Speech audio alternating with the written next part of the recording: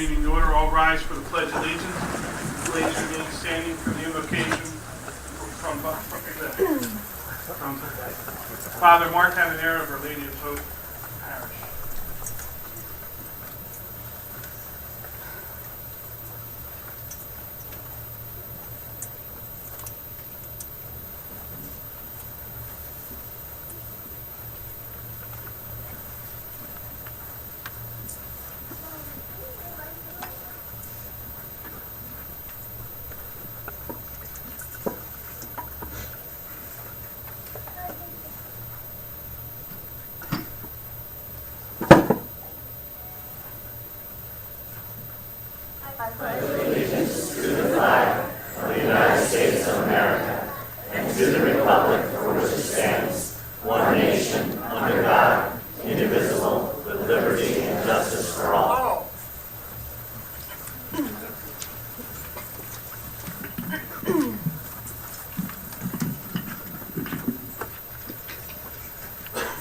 Let us pray.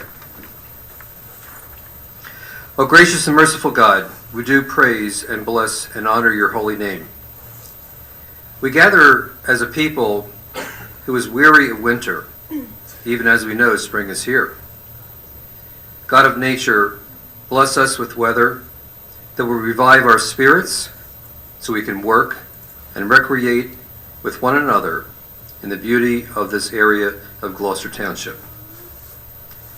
Lord, we realize your power and your grace works through people. We know there are women and men who make a difference in our society, those who cooperate with your grace and bring goodness to our earth. This evening, as we honor the women who have made a difference in our township and beyond, we honor you, who are the source of their wisdom and strength. Bless our assembly, bless our council members of the township. Let them know that they make a difference. Let the difference come from justice decisions, for it is only in promoting justice that we will truly experience peace. Amen. Bless all the leaders of our township, the mayor and his administration, the police chief and his many fine officers who sacrifice their safety in order to provide us with safety. Bless our EMT, firefighters, and every emergency personnel who respond to our need for care in crisis. Reward them for their goodness with your protection.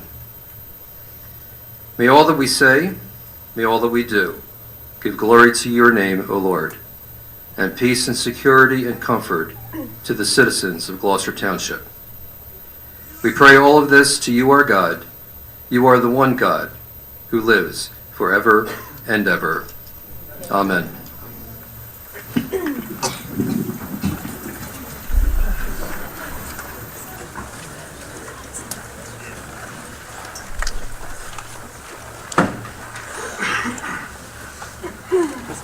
This regular meeting of the Township Council is being held in accordance with the scheduled meetings of the Township Council established and adopted by the Township Council. The schedule designated the time, date, and place of this meeting. Adequate public notice of this meeting has been provided pursuant to the provisions of the Open Public Meetings Act, where you use an electronic amplifying and recording device in order to obtain audible and clear record. We request all those wishing to speak be recognized and state your name and address directly into the microphone. Recording device be solely utilized by a Township Clerk's office shall be the official record of the Township Council meetings. Roll call, please. Mr. Hutchison? Present. Mr. Schmidt? Present. Mr. Seiler? Here. Mrs. Prada? Here. Mrs. Winters? Here. Mr. Mercado? Present. Mr. Bianchini? Present. Mr. Moffett? Mr. Lechner? Here. Captain Menazzi? Present. Mr. Carlemere? Here. Mr. Carter? Here. We'll have a presentation from the Kiwanis Club.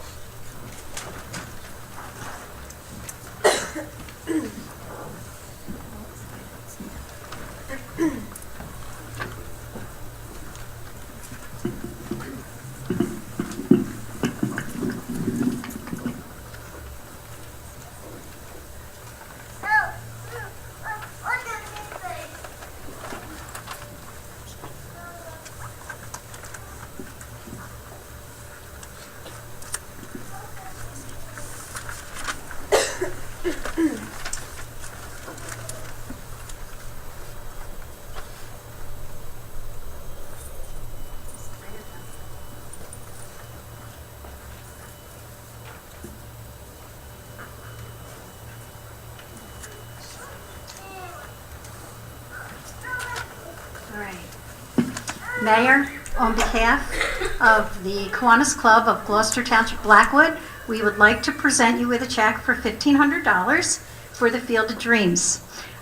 We raised these funds through a golf outing that was held in September, and we plan on continuing to serve the members of Gloucester Township at large through Kiwanis, and specifically the Field of Dreams until it becomes a reality. You're welcome.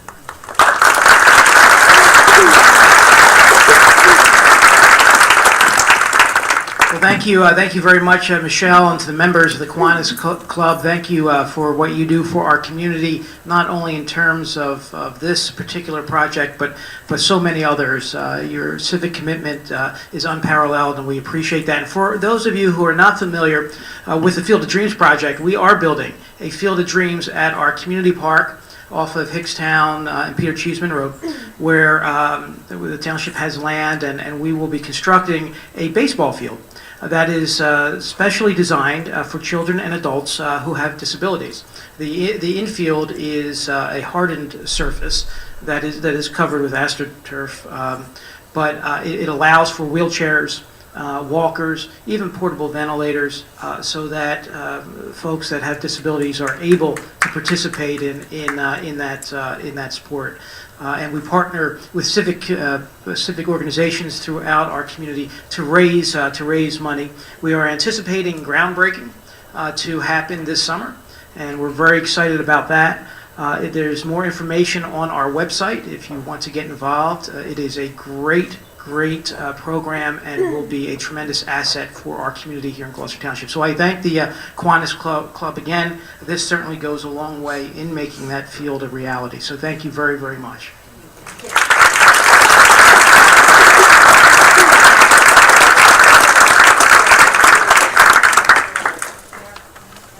Oh, you want a picture? Yeah, Glenn, let's get a picture.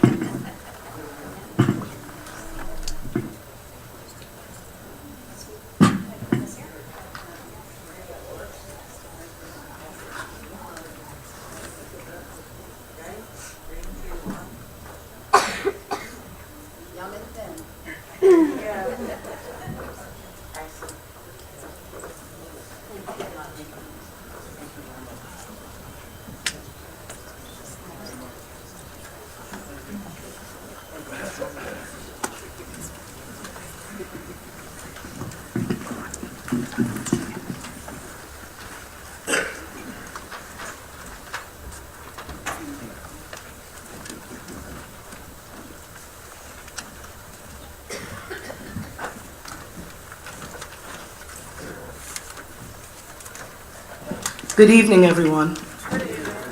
My name is Andrea Stubbs, and I was a member of the selection committee this evening, and I would like to welcome the mayor, council, Gloucester Township residents, and friends to Gloucester Township's celebration of women who make a difference in Gloucester Township. Tonight, we have 12 outstanding women we will honor for their commitment to our community. I'd like to introduce members of the selection committee. Also, Ms. Jennifer Carosella, and Ms. Jacinia Garcia Lebron. I'd also like to introduce freeholder Carmen Rodriguez, who has a few words for us this evening. Ms. Rodriguez.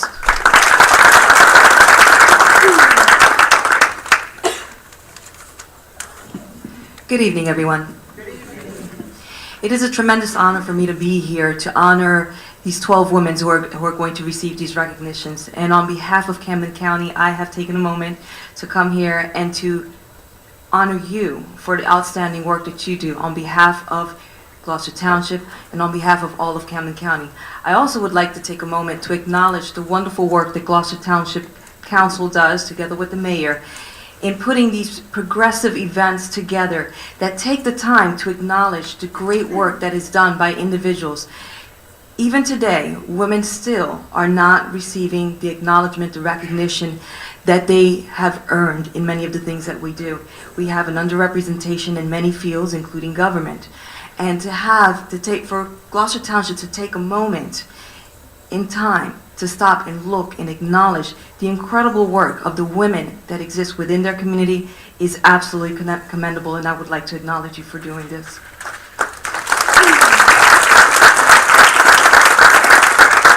And on a final note, I would also like to give my regards on behalf of my colleague on the Board of Chosen Freeholders. There are actually only 2 women on the Board of Chosen Freeholders, one of them who is a resident here of Gloucester Township, Freeholder Michelle Gantek, who could not be here. She's feeling a little bit under the weather, but she sends her regards and her love to all of you. So with that, I just want to say again, congratulations. Thank you for all of the work that you do. You all do very outstanding work. And thank you to the township for the incredible work that you do, progressively leading Gloucester Township into a new era. Thank you.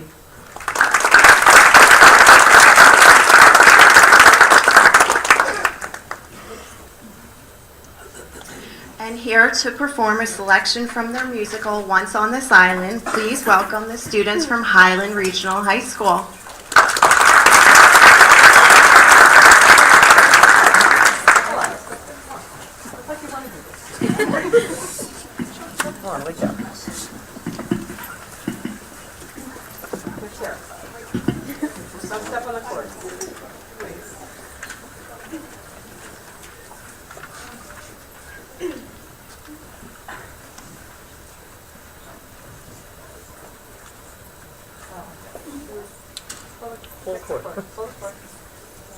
There we go.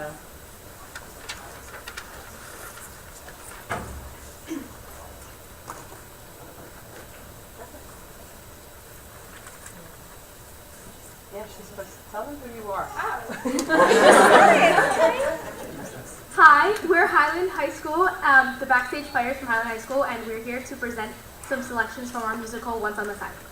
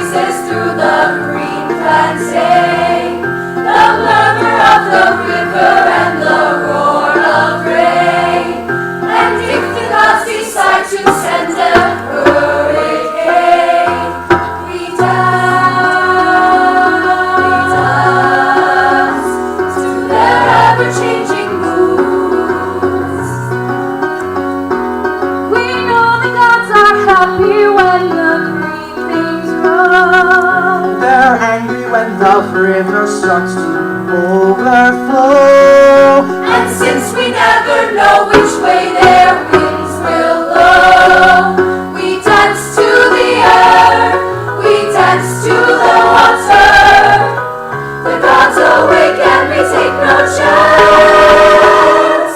Our hearts hear the song, our feet move along, and to the music of the gods we dance. And on the other side of this island, safe behind high walls and iron gates, the grand dome gets to a different tune. La la la la la la la la.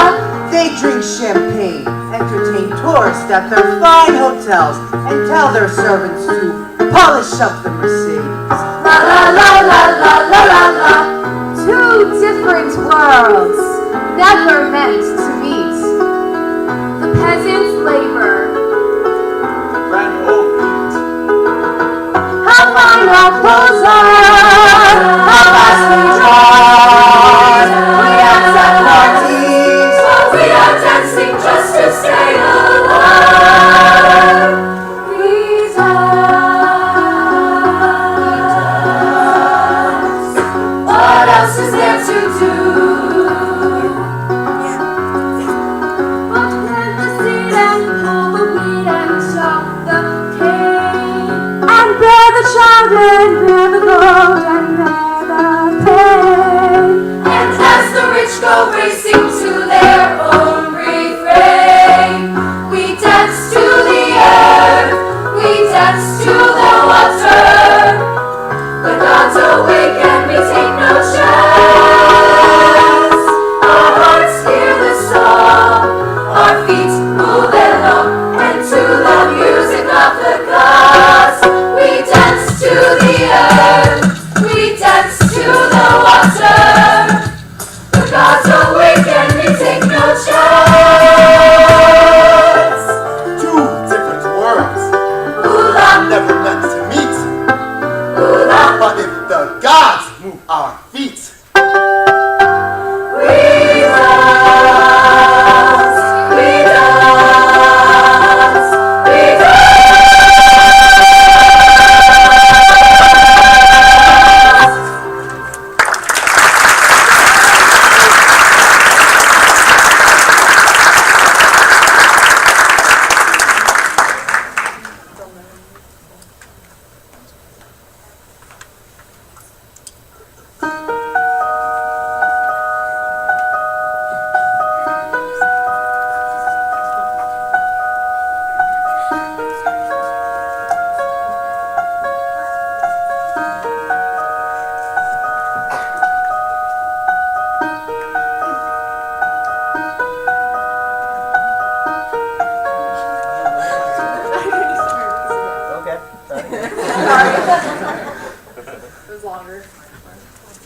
No vamp.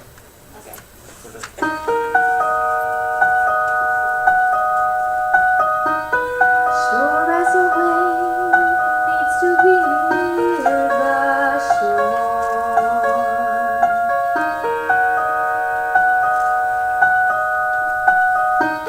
I'm sorry. Oh my gosh. Sorry. Just go right on it. Alright. Sure as a wave needs to be near the shore. You are the one I was intended for.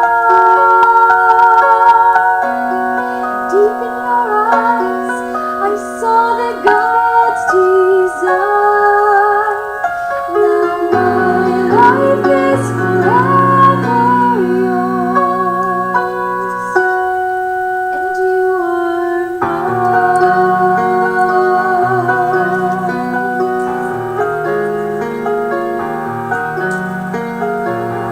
Sure as a wave needs to be near the shore. Here in my arms, I'll keep you safe and warm. Even the gods won't dare to cross this line, where my life is forever yours, and you are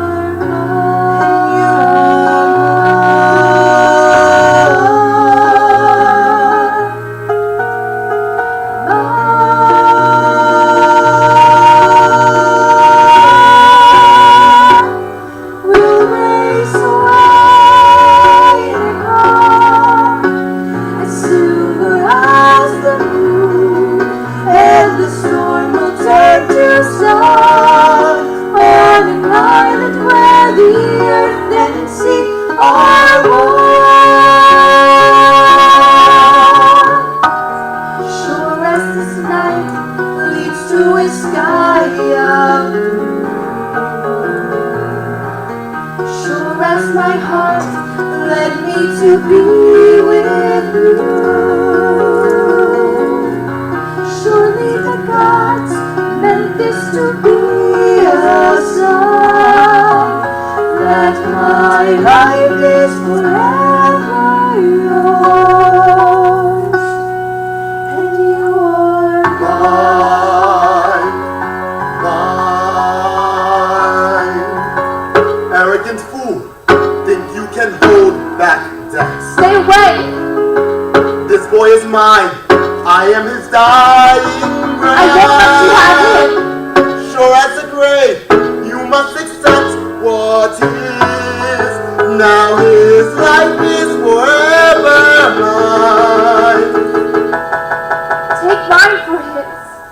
What?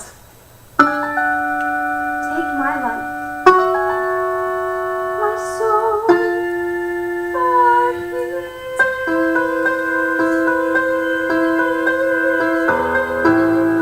I am the road leading to Norris. I would die for him. Secrets of life nobody wants to learn.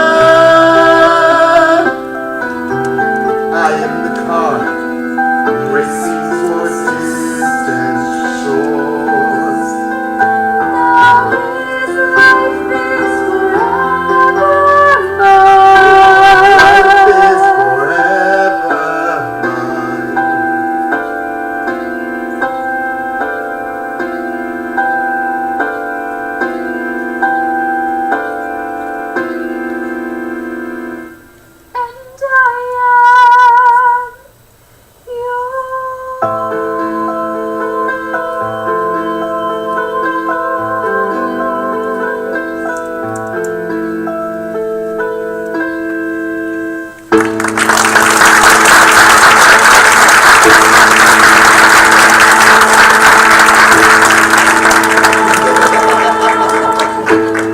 I am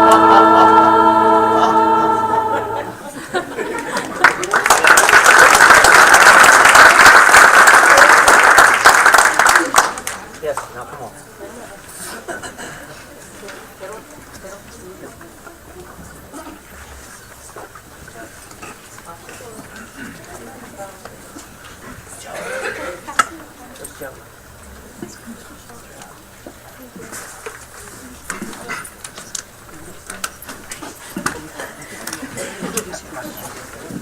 And now we'll have the mayor present the first set of awards.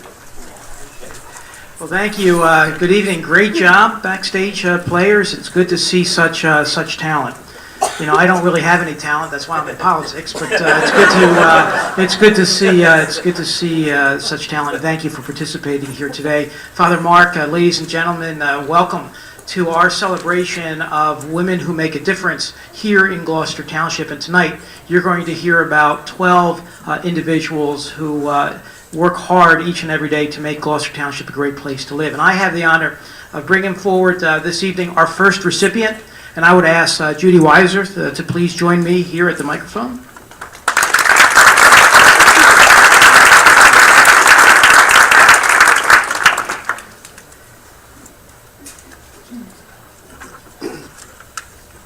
So when I think of Judy, one word in particular comes to mind, and that is committed. She certainly is a committed individual, committed to making whatever she does a success. And you know, there is a saying that commitment is an act, not a word. And Judy certainly acts here in our community to make a difference in Gloucester Township.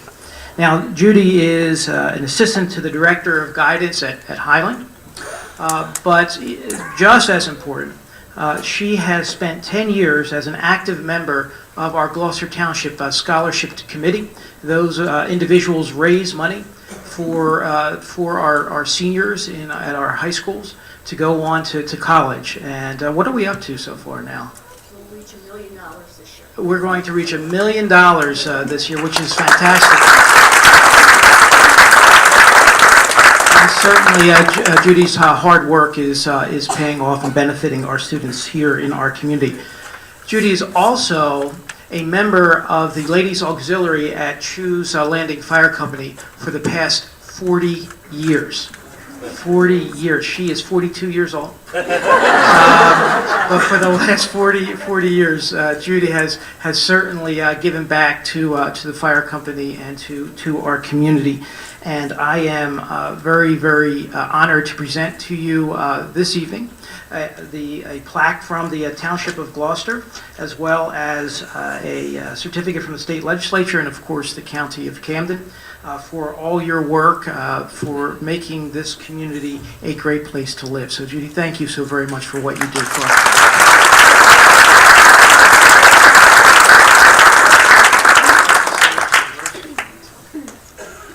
My My few words are thank you very much for this.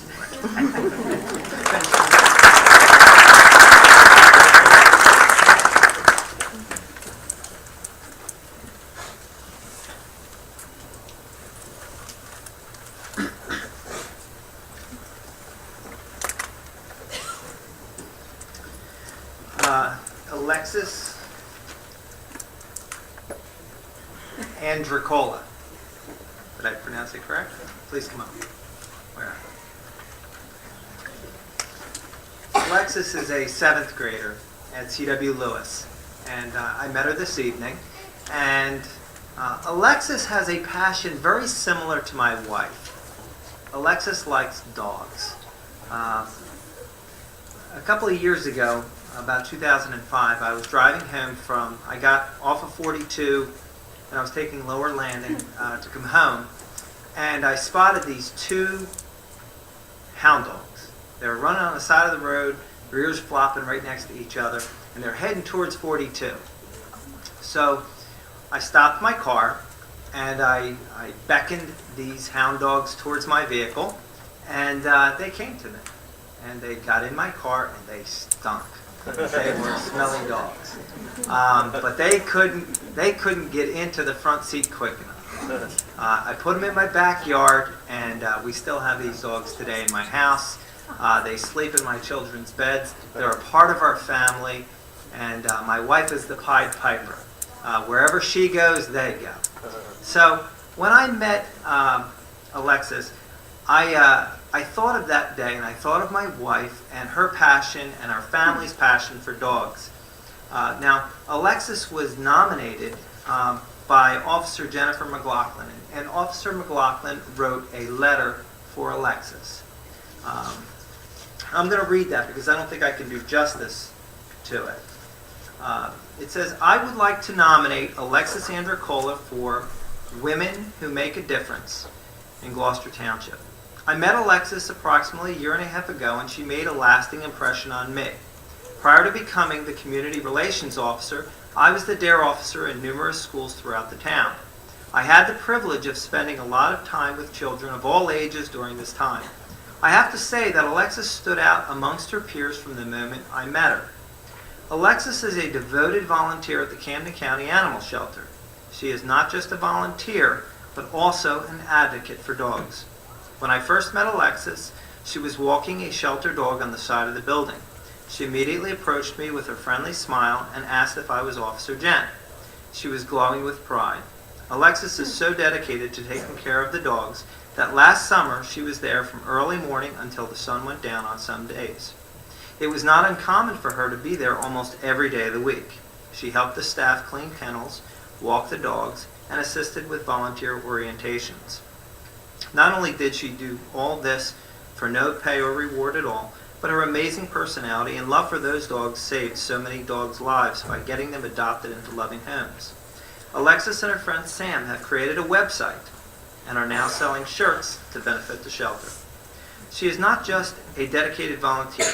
She's an amazing student and role model for her peers. Alexis is also a part of the C.W. Lewis Band, and her teachers describe her as sweet and a goal setter. She is outgoing and always has a smile on her face. Let's see.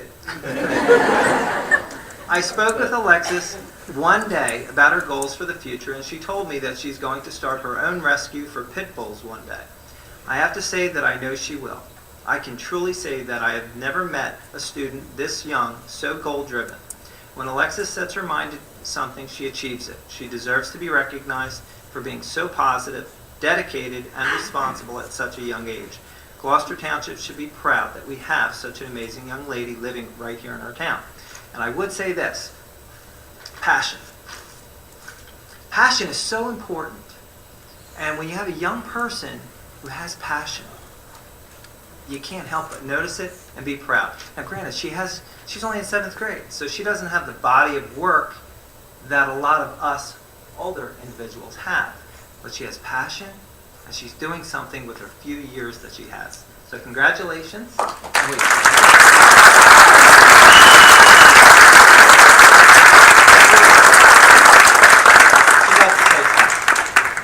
Hello. I just want to thank you for everyone who came, especially the volunteers from the shelter. They actually surprised me here. So, thanks for that. I also want to say I couldn't have won this award without them, and especially my bestie Sam. She's in the back. And also, I just want to say, if any of you guys would love to volunteer at the animal shelter, it is very fun, and I learned a lot from it. And I just wanted to say, if you guys ever wanted to, experience, come down, we have our own Facebook page, and yeah, that's it. Thank you guys.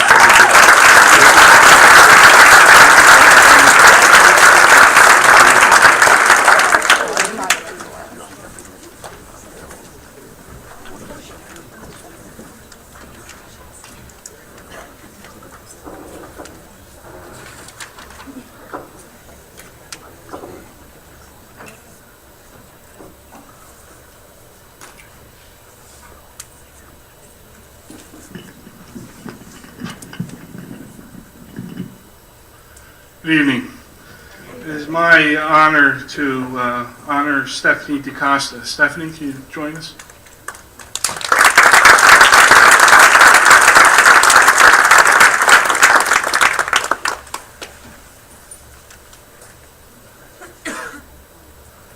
Stephanie was nominated by Marcy Geyer, the District Supervisor in Language Arts of the Black Horse Pike Regional School District. And she wrote that it was with great enthusiasm that I nominate Stephanie to be honored as part of the Gloucester Township's Women Who Make a Difference celebration. Stephanie is a role model for the young people she serves and has earned the respect of her colleagues because she gives selflessly to her students, to her peers, and to the Triton community. As a class advisor each year, in her past role as key club advisor, and as a classroom teacher, Stephanie has orchestrated countless collections and fundraisers to provide donations that help provide for families and students in need. Most importantly, Stephanie involves our students in these efforts, ensuring that their education includes an enduring understanding not only why community service is a rewarding, valuable experience, but also how to be responsible citizens.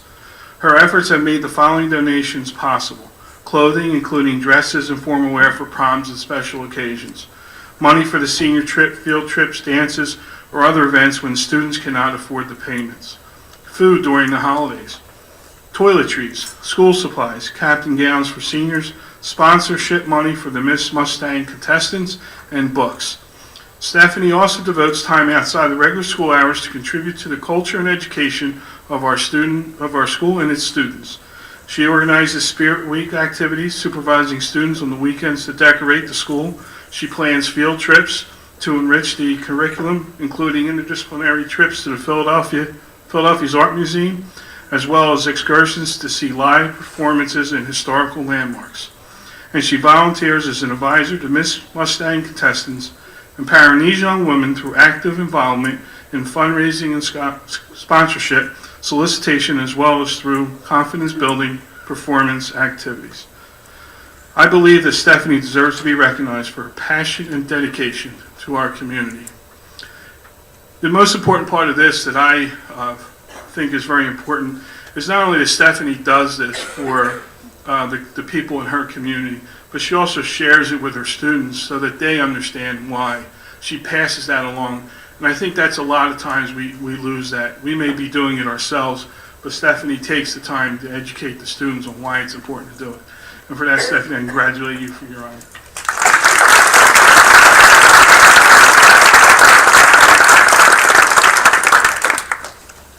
Thank you very much, and thank you to the three awesome women that came out to support me tonight. I'm really very, very fortunate to work in a school district that is so supportive to things like volunteerism and helping enrich our students' lives. So thank you.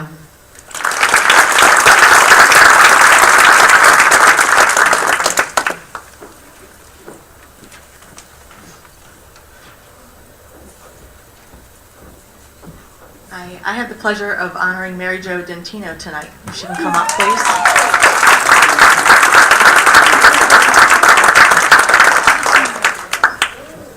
Mary Jo was nominated by her neighbor Jean don't know if she's here or not, but okay. Okay. She's the neighbor that everybody wants to have in their neighborhood. She's the one who organizes all the stuff and does all the different things for the neighborhood. So this past year, she spearheaded the first national night out in the Glen Oaks development right behind us. She held fundraisers before the event and then did numerous things that whole evening for the kids and everyone, and had donations. And didn't you get ice cream for the kids too? Or Orange Tango donated ice cream for the kids, and she did a lot of different things.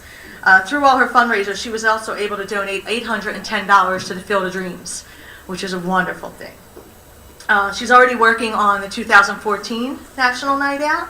She's hoping to double her attendance, which this past year was 150 people. So, you know, all you people from Glen Oaks, you know where to go for National Night Out this year.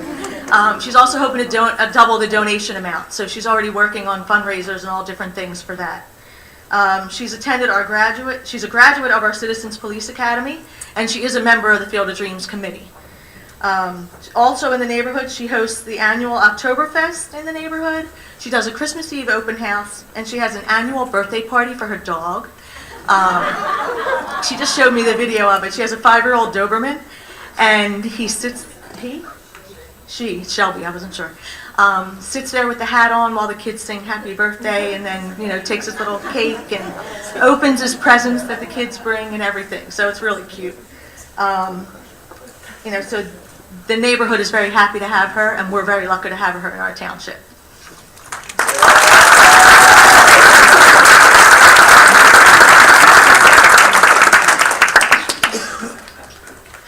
As far as the National Night Out, I'd just like to say thank you to my husband for his support and our neighbors and friends. Even though I do a lot of running around for donations for the auction, the setup and the cleanup and the whole in-between is a lot of work, and I couldn't do it without my neighbors.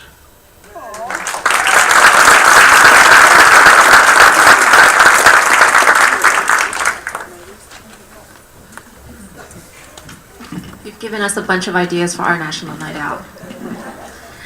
Okay, so next we're going to have our last performance from the Highland cast.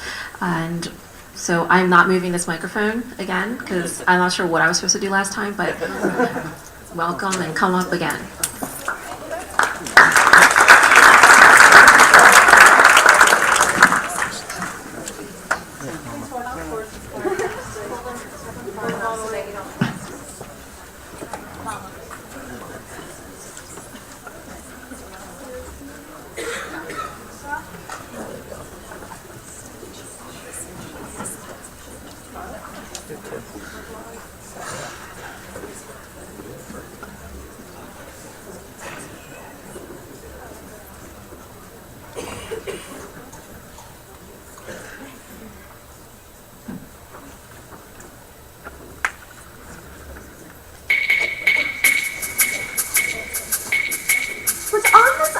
The earth changed as soon as the storm ends.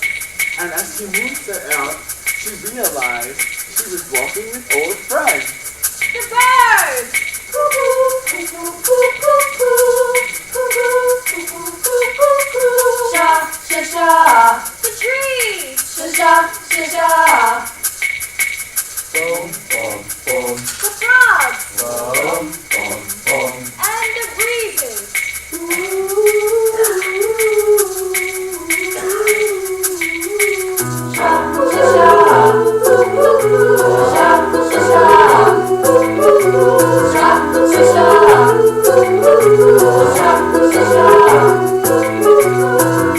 She lost all her fears.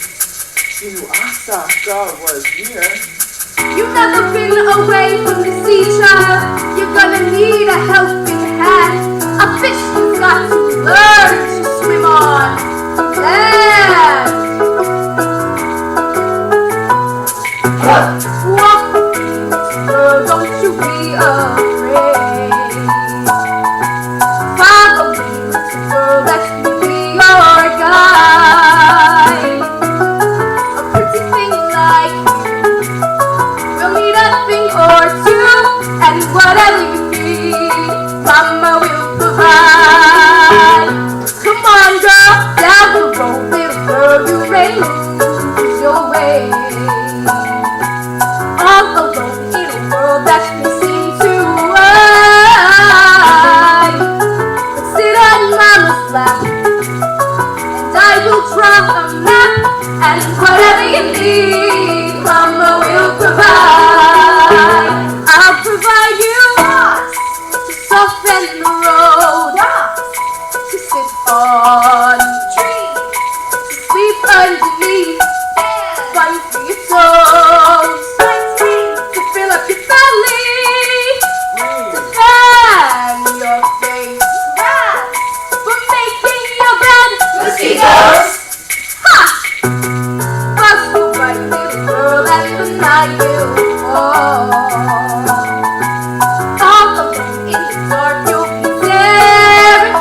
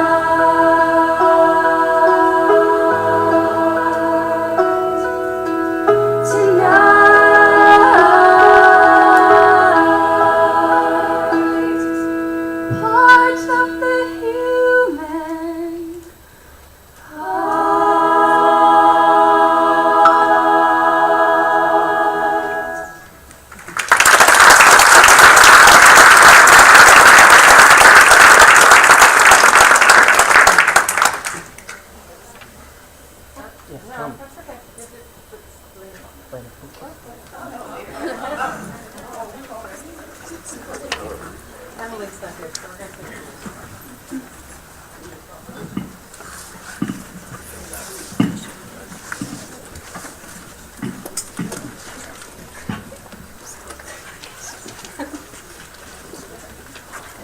next honoree is Jessica Evans. Is she here?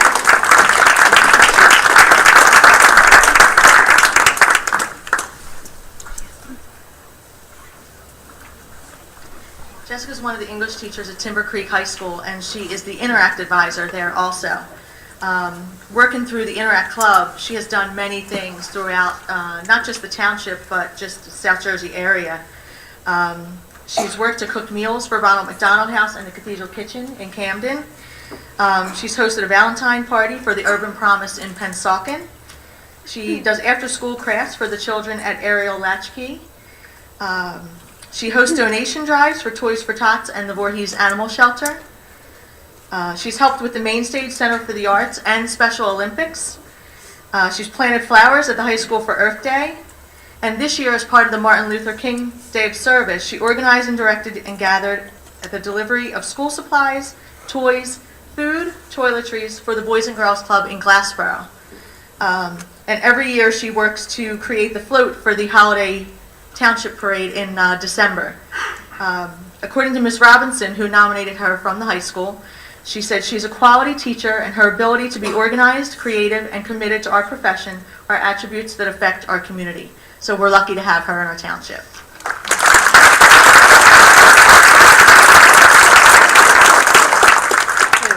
Thank you very much. Really, it goes to my students that I work with. They really make it worthwhile for me. I've been doing this for 5 years with them, and my advisors are inspirational every day. We're all over this town doing a lot of really great stuff. So if you see any Timber Creek Interact kids, know that they're very busy and doing really great things.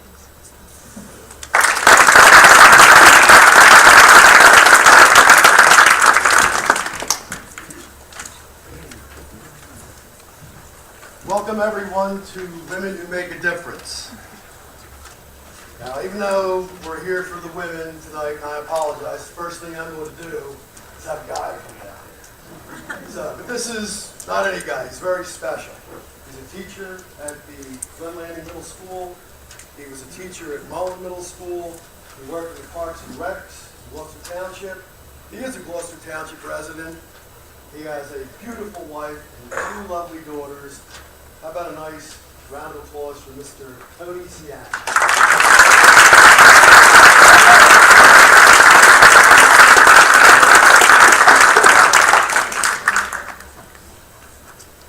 Now Tony, what's it? Good to see you, bro. Now Tony looks pretty darn good. January 30th, Tony had a situation at work. His heart stopped, and he wasn't breathing. So he had some stuff going on. Real stuff going on. Like the old Dylan thing, knocking on heaven's door. That's how bad it's going on. So with that, I apologize again because I'm going to bring down another guy. This guy is Raphael Marion. Please come down, Raphael.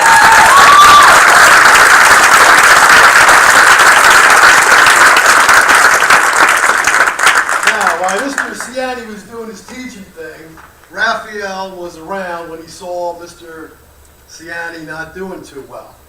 And instead of panicking or standing around, he got involved. He got the business. He ran his butt down to the office and came back with a posse to help Mr. Ciani, who his heart wasn't breathing, and all that other stuff. It's funny now, but really, when it happened, it wasn't funny. So, I would like to have you, Raphael, could you please go down and get our next honoree, the nurse from Glen Landing Middle School, Nurse Jennifer Fleischman.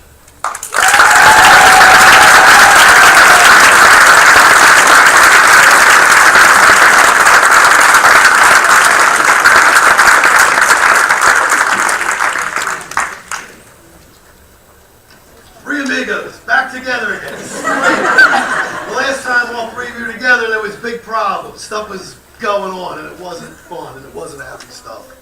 Okay, now, I've got something to read about our nurse, our very special nurse. The Excel teacher did it, so it's like volume. So what I'm going to do is take one paragraph, okay, and it's the most poignant, I extrapolated the most poignant, urgent information from it because I'll give you guys a copy. 18 pages, hurry up. I know. You can read it on the beach this summer, you guys, okay? Okay. Typically, when we think of a school nurse, we think of common health problems that pose no life threat and are easily handled. Nothing out of the norm. But on January 30th, Jen Fleischman's day at Glen Landing was far from normal. At 8 a.m. in the morning, longtime Gloucester Township resident and teacher Tony Ciani slumped. She's a good writer. She's an Excel teacher. Slumped over the cafeteria table and was unresponsive. When student Raphael Marion came running into Nurse Jen's office, alerting her to the emergency, she responded quickly and calmly. Arriving in the cafeteria and finding Tony unresponsive, Jen, with the help of staff members, lowered Tony to the floor. Unable to locate a pulse, Jen went into action and began administering CPR. After minutes of chest compressions and no response, she prepared to use the AED defibrillator. Giving 2 quick breaths, Jen readied herself to use the electric shock paddles when the breath of life and beat of heart sprang back into Tony's body. Relieved to feel his pulse, Jen calmly assisted the emergency medical squad when they arrived to take Tony to the hospital. Jen's actions were life-saving. Her quick actions allowed Tony to get to the hospital where he would have bypass surgery and make a strong recovery. Was it double, triple? 2. Unbelievable. Jen was the heart of Glen Landing's health care that day. Now, with that, Jen, there's a lot of goodies for you. On behalf of Mayor and Council, and I'm sure Tony, everybody at Glen Landing, and the rest of the state, thank you so much. I think Tony would like to say something.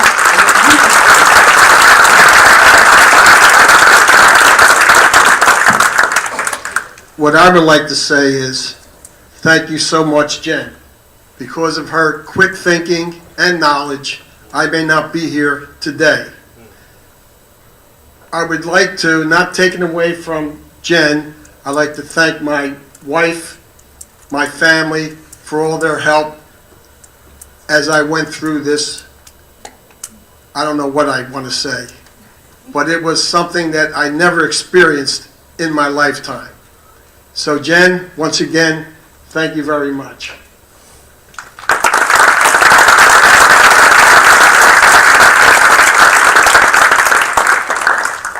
Thank you. I just want to thank all the staff from Glen Landing that was there that day.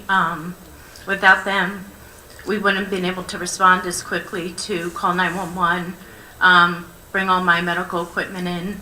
But the biggest reward for me was being able to see Tony walk through the door the other day.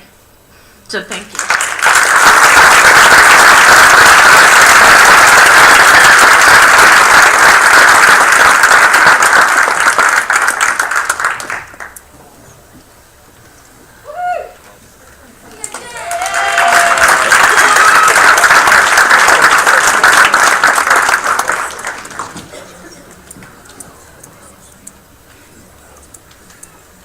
Our next award recipient is Kimberly Forte. If you would come forward, please.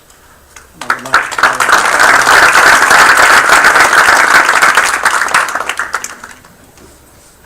Father Mark nominated Kim for this award, and Kim is a dedicated member and a faithful volunteer of Father Mark's church.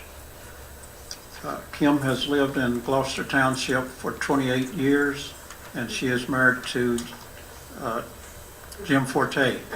I almost forgot the name.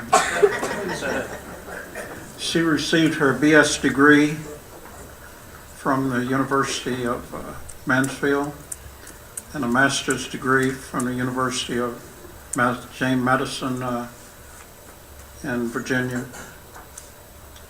Kim applied her skills to those in most need, that is, women with special needs who are institutionalized.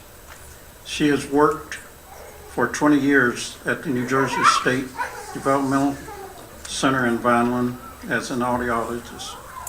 She has currently assumed the position of quality assurance, that is, she assesses the health of the girls who are institutionalized at the center.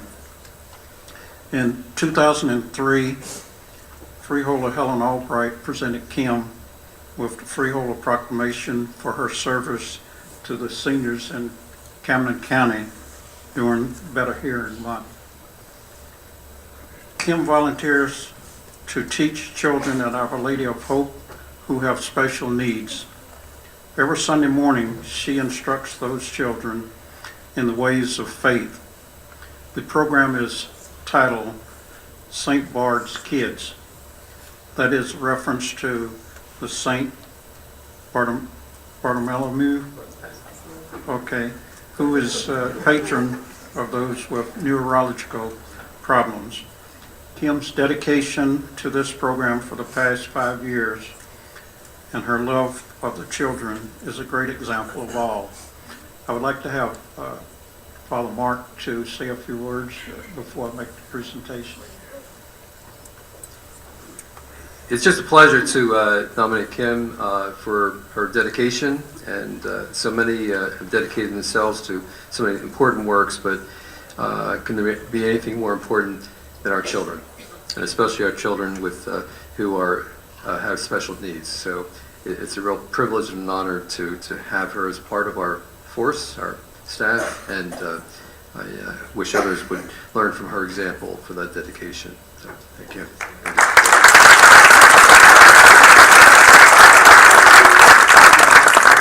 Present these awards to you, and we appreciate the service that you provide to your own community. Yes. I just want to thank the mayor and the members of council for this award, especially thank Father Mark for making this special nomination. The St. Bart's program has developed to offer faith-filled caring, learning, and sharing of the good news of the Catholic Church to students with special needs. Using skills which I developed in my undergraduate degree, I was happy to get back into the classroom, and for the past 4 years already, I have assisted about 20 plus children on their personal journeys of faith. Our Lady of Hope has welcomed the wonderful community of God's children as they have made the sacraments of the Church, First Communion, and Confirmation. This year, St. Bart's has added a beginner's class for kindergarten students with special needs, as well as the 2 Sunday school classes. It remains one of the premier programs for students with special needs in the Camden Diocese. Again, I thank you all for this award, and I am so very blessed to be part of such a wonderful program, and a special thank to my husband.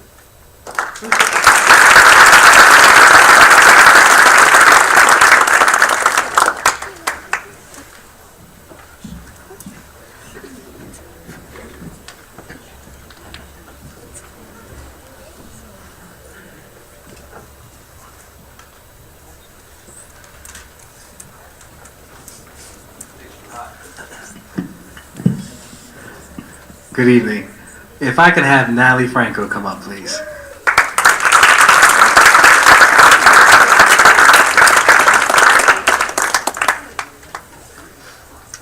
Good evening. If it wasn't for a sweltering, hot, 100-degree kitchen and 15-hour work days, we would have never had Natalie Franco here in Gloucester Township as an educator. Natalie was born and raised, and I'll tell you a little bit about that kitchen in a second. Natalie was born and raised in South Philadelphia. What street, please? Born and raised in South Philadelphia, and if you had asked her if she was going to be a teacher 25 years ago, she would have thought you were nuts. Did not like school. Are your parents here today? Yeah, they are. Mama fought with her to get her out of bed. School wasn't her thing. Her parents own a restaurant in Philadelphia, and we had an opportunity to speak on Friday. I was the son of a small business owner. He had a grocery store. Her parents owned a restaurant. We were free labor. And so we empathize. Yes, we can sympathize with each other. Not that frame? Okay. 401k? Pension? Okay. Well, Natalie, after those 15-hour days at the restaurant, realized that wasn't her thing, and enrolled at Pierce College, received her associate's degree at Pierce College in Philadelphia, and then decided to pursue her education at Temple University, where she received her bachelor's degree in education. She taught for a few years at St. Nick's in Philadelphia, Catholic school, and then, by the grace of God, her parents moved to Gloucester Township, correct? And if they didn't move here, she wouldn't have realized what a wonderful place this town is. So Natalie started here in Gloucester Township in 2001 at Gloucester Township Elementary School. She's been a 5th grade teacher there in the same classroom since 2001. Mr. Gentili, who is considered the dean of all Gloucester Township principals, a 40-year educator here in our district, talked about the poise, the way that she commands a classroom, the way that she's able to interact with students from all different types of levels and backgrounds, the hard worker that she is. And when people get nominated for any type of awards, they say, well, is it outside of their job?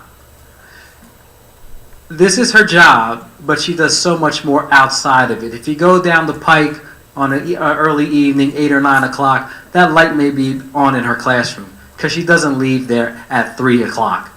She goes to board meetings. If anyone's been at the Board of Education meetings, she's been to board meetings and stays there till 11 o'clock at night. And I shake my head, why are you here? But she does that because she's invested in our children and our community. This past summer, she was part of the English Language Arts curriculum that helped rewrite that. She also helped rewrite the math curriculum. She was also part of the Common Core standards and helping our school align with the standards that's set by the state.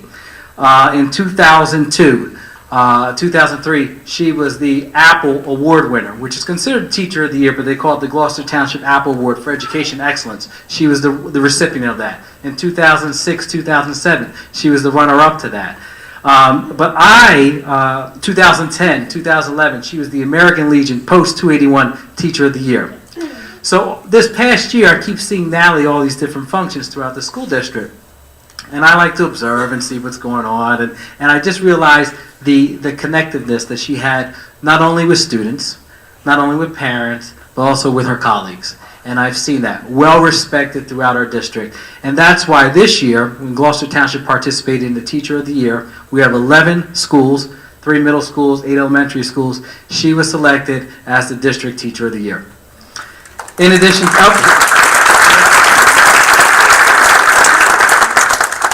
to that, she is the nominee for the County District Teacher of the Year, and also will be representing Gloucester Township throughout the state of New Jersey as the nominee for the Teacher of the Year for the state of New Jersey. One of the things, I saw a movie this past weekend. Come a little closer. Saw a movie this past weekend with my son. We usually go to movies right after church because there's no one there at 10 o'clock. And at AMC Deptford, has anyone been there? Those recliners, you fall asleep a little bit? Oh, yeah. We saw a movie called Divergent, and it talked about how people are categorized into 5 categories. Those categories are selfless, kind, honest, brave, and intelligent. And they said that everyone has to be classified in one of those categories. And if you're not, if you have a little bit of each, you're considered divergent. And as I look around the crowd here, the 12 honorees that we have, and the individual to my right, you are all of these things. And you encompass all these qualities, along with our honorees. And it's my pleasure to present to you on behalf of Mayor and Council this plaque and this award from the freeholders and also the state legislator. Congratulations.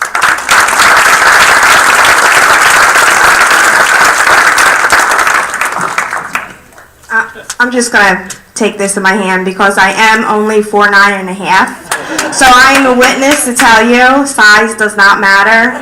You can do anything you want. You can achieve what you want. All of you guys, wonderful singers. I can see you all on Broadway right now on Glee.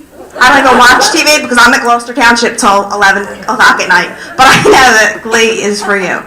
But I want to thank everyone for coming. I want to thank all my Gloucester Township family. I have a lot of people here back there. I worked all summer with them on a committee. I want to thank my current nurse, my old nurse. I want to say the other nurse story, Glen Landing. Wow, that was an awesome story. That was heartwarming. We were crying back there. It took me a few minutes to gather my thoughts. That was, wow. Congratulations to Nurse Jen. Thank you to Dr. Serba, for Mr. Bilodeau. Thanks for all the awards that I've been given this year. And I just want to say Gloucester Township is really a wonderful place to live, work, and play.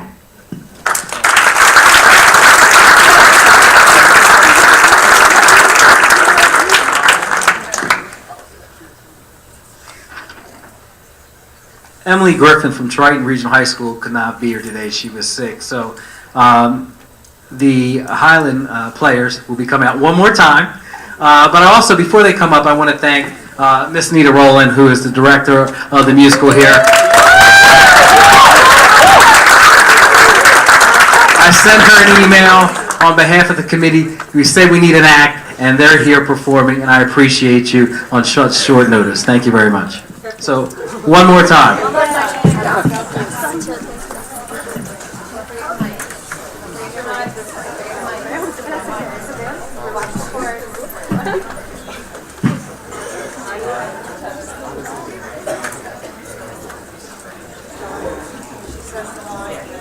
Yeah, Megan says the line. So. Watch the cord. Please don't die in the council chamber. Mothers will never forget. Are we good? Okay. Give her the high sign. Okay, go. And then the gods blessed her and transformed her into A tree! A tree that sprung up and cracked the walls of the Hotel Bazoom so that its gates could never close again. A tree that lived forever, sheltering peasants in Grand Home alike. A tree that watched over Daniel for his lifetime. A tree in which his children played. And one day, as Daniel's young son sat in the shade of the tree, he noticed a beautiful young peasant girl high in its branches, looking out at the world. A story of tea touched them, and the spirit of tea touched their hearts and set them free to love.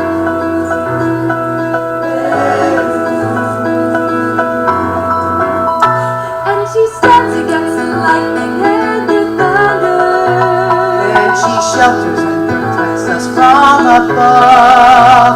And she fills us with the power and the wonder of her love. And this is why we tell the story. Why we tell the story. Why we tell the story. Why we tell the story. If you listen very hard, you'll hear her call out To come share with her our laughter and our tears. And as the stories and miracles befall us through the years, we tell the story. We tell the story. Life is wild. We tell the story. Pain is wild. We tell the story. Love is wild. We tell the story. Grief is wild. We tell the story. Hope is wild. We tell the story. Faith is wild. You are wild.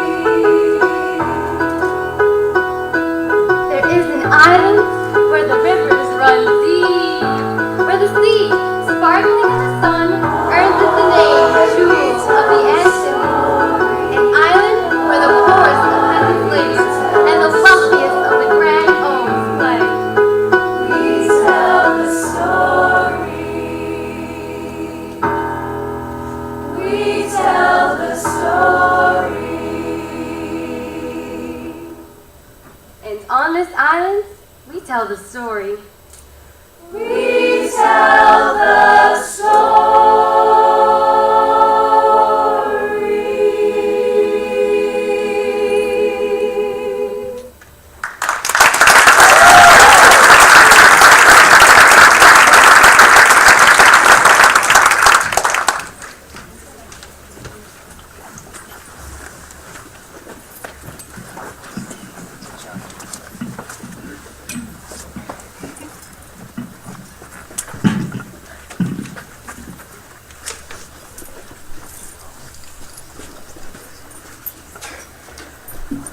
I looked around the room and we have some former recipients of Women Who Make a Difference Month. Could you please stand up? Miss Sarah, Miss Carla Mayer, I'm looking around the room. There are some people who have been, Laura, Helen, please stand up and let's give them a hand. Thank you for coming back and attending and recognizing those who made a difference. Our next recipient is Suzanne Moore. Suzanne?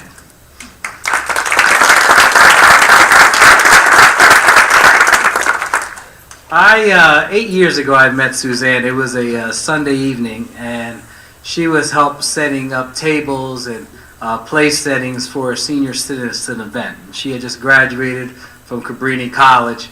It's a Sunday evening. How many 22-year-olds you know were doing that, volunteering their time? She just, come closer. She is a product of Gloucester Township Public School District. She's lived here for close to 20 years. Attended Paul VI and graduated from there, and then went to Cabrini College and received her Bachelor of Arts degree in English and Communications. After that, she started her career in the private sector as a senior account executive doing business development for an industry software company. But then she decided to change gears and went into the public sector and worked as a legislative aide for State Senator Jim Beach in the 6th District. She dealt with constituent issues, some of the issues that all residents in the state of New Jersey deal with, not only in that 6th District, but throughout the state of New Jersey. And this past year, she joined the Camden County Police Department, first as a confidential aide to the Chief of Police, and now as a record analyst. But she's not being recognized tonight because of her resume. She's being honored tonight because of her civic contributions. Hi, Taylor. Taylor's like smiling at me. Okay. She has, along with her mother over the years, donated clothes to the women's shelter in Lakeland. Has also donated clothes to Dress for Success. She has also, as part of the Gloucester Township Democratic County Committee, has spearheaded efforts to provide Thanksgiving and Easter baskets to over 40 families each year for the last 4 years. These individuals are identified and provided baskets that would feed their entire family for Thanksgiving and Easter. In addition to that, she's been a relayer on the Gloucester Township Relay for Life. It's the 5th year, and I imagine she'll be relaying again this year. For those who are unknown or do not know about Relay for Life, it raises money for cancer research through the American Cancer Society, and is always held the second Saturday in June. Right, Tracy? You got it. All right. In addition to that, she's part of the Gloucester Township Scholarship Committee, and has been a help to me. I oversee the Gloucester Township 5K race. Has been very helpful in that manner. In addition to that, with Martin Luther King Day of Service. This is our 3rd year for Martin Luther King Day of Service, and this year we had close to 400 volunteers that gave up of their time. Suzanne has been a team leader since day one, since its inception. The first year, out there in 25-degree weather at the animal shelter with 40 volunteers and serving as the team leader. The second year, helping spearhead our peanut butter and jelly sandwiches for serving 400 residents at Cathedral Kitchen later that day. And also this year, we had donated shoes that were boxed up and sent to people throughout the world that are in need. She served as our team leader. In addition to that, she's part of the Women's Political Caucus of New Jersey, which is a group of, you say multi-partisan. So it's just not Democrat, Republicans, Independent. It's anyone that has any thoughts or ideas. In her spare time, she has also led voter registration drives for younger people throughout the area.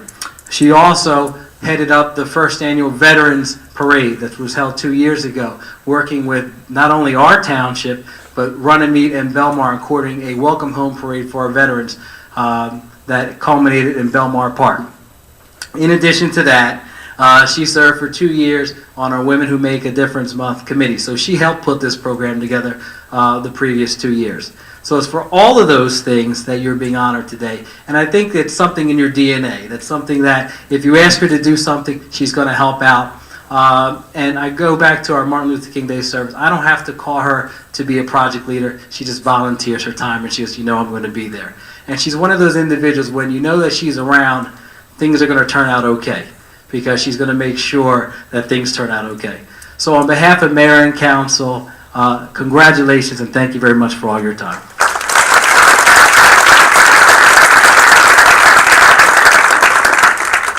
I just wanted to say thank you. I was actually offended when I wasn't asked to be back on the selection committee again this year, but then when I realized why, I was okay with it. But thank you so much to the selection committee. You guys did an awesome job, and thank you to everybody else.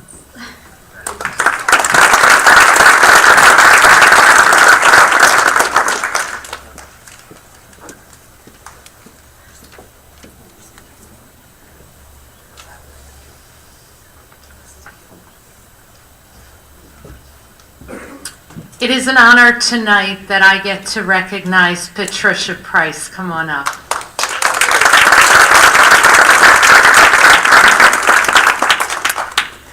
Patty Price is a lifelong resident of Gloucester Township and has volunteered with many different organizations throughout her lifetime. She has been a member of the 4-H club throughout her childhood and teenage years, and that has implanted the root of volunteerism in her. She is the family historian for the Her family, a well-known, deep-rooted family within the South Jersey area, and she plays a large part in organizing the family's yearly reunion. Sorry. Patty is the secretary to the Blackwood Kiwanis. She's been on their organization since 2007. She keeps the minutes, does the correspondence, and participates in the many different activities that they do throughout the year, such as the Pumpkin Fest, bowling fundraisers for muscular dystrophy and cystic fibrosis, their annual golf outing that raises scholarship money for students in Gloucester Township, organizes meals for the Ronald McDonald House, and acts as the liaison to the Key Club at Triton High School. She represents the Gloucester Township Police Department, the Bike Rodeo, Annual Awards Ceremony, National Night Out, and the Memorial Day Wreath Laying Ceremony at Veterans Park. She is also a member of the Gloucester Township Scholarship Committee and a member of the Field of Dreams Committee. You can see her every Saturday during the Blackwood Farmers Market. She is there. She is retired from Lockheed Martin, and we are glad to have her as part of Gloucester Township to volunteer her time. I had the opportunity to start working with Patty a couple years ago. She came to me for Relay for Life and volunteered her time to help with the Survivor Luncheon. And she is a well-respected, and I hope I can call you a friend. You don't need to ask her for help. She will be there to volunteer and offer her help to you, and for that I am grateful, and congratulations on your award on behalf of Mayor and Council.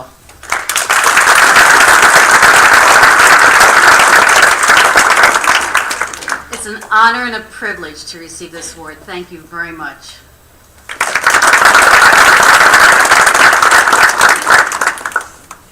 Okay. Now I would like to also honor a friend and a fellow volunteer co-worker in Glendora, Sue Riley.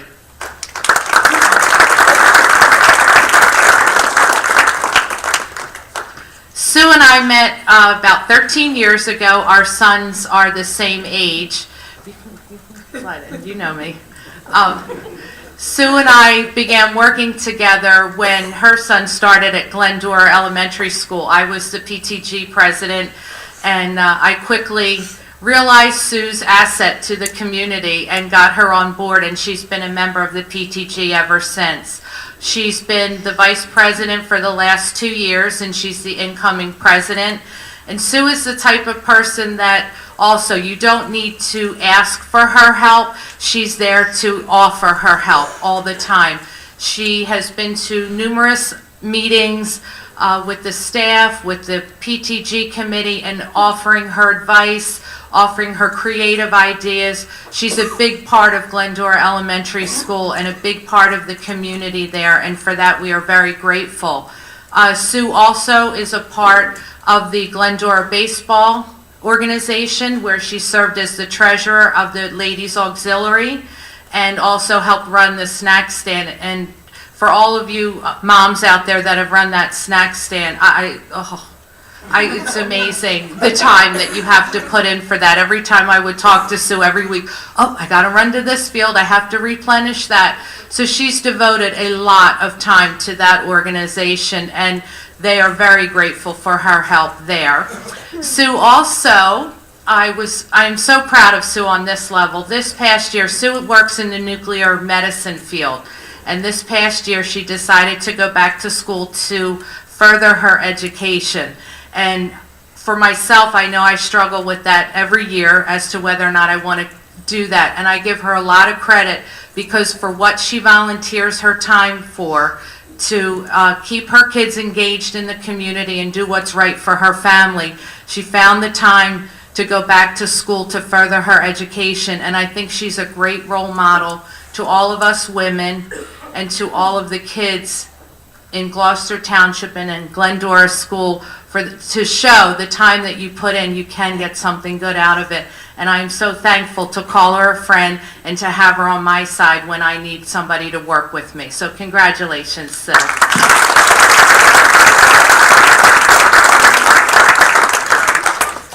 Well, I have to say this was a surprise, but I take this award with pride.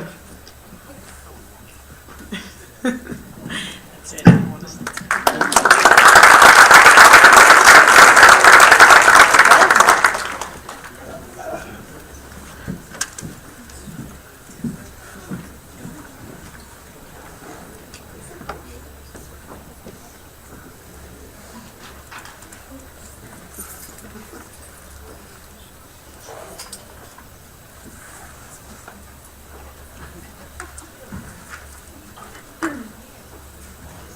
It's my great honor to call up Jan Vizocco.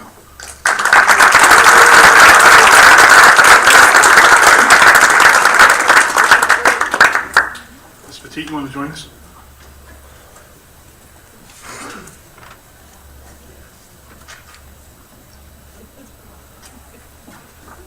Ms. Petit, the principal for Highland High School, nominated Jan for this award.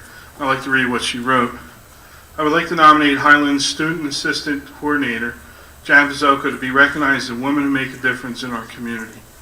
Jan has a knack for making positive connections with our students. When I feel students dealing with issues such as drugs, low self-esteem, grief, depression, and any other concerns, I contact Jan to reach out to the student. There are numerous times when I have witnessed Jan making a difference in the lives of our students. At the beginning of this school year, we had a student who would be crying in the counseling office every day for weeks because he didn't want to come to school. I observed Jan reach out to the parent every morning and speak with the student every day. Before you knew it, the student was volunteer student leader at back to school night, involved in clubs, and now trying out for the baseball team. Jan has assisted in bringing various programs to our community, such as Rachel's Challenge, sends a message of acceptance and kindness, Youth Alliance, anti-bullying and celebrating student differences, Jeff Yalden, Your Life Matters motivational program focusing on realizing your inner beauty, Squash the Secret, focused on drug abuse and awareness within families. The above programs were not only available in the evening for our parents, but were also presented to our students during the school day. Jan also assists with organizing our Thanksgiving Day food basket drive, Christmas for students of the Faith Group Home, and canned soup drive. Jan Vizocco makes an impact in the lives of our students, faculty, and community. As many of you know, I'm very, very honored to have my children go through the Highland and the Black Horse Pike School District. I think we have some very, very excellent people, and Jan is just one of them. That student assistant counselor makes a difference in a lot of these young people's lives. A lot of you may not know it, but Drug use in this township, in this country, is at an epidemic rate. A lot of kids are dying from it, and to do the work that Jan does to try to intervene so that that doesn't happen is unbelievable. Our police department is constantly working on it, our schools and other groups, and we really, as a community, need to work harder to prevent drug abuse in our communities. It's really terrible, and if you read the Carrier Post almost every day, you see what's happening. And heroin is on the rise, and it's killing people because they're lacing it with other drugs called fentanyl, which will put you to sleep permanently. So get that word out. Support the work that Jan and the school district and the police are doing. It's important that we get to these young people so that they do not realize the untimely death or a terrible life. And to have Jan do what she does, I thank you very, very much.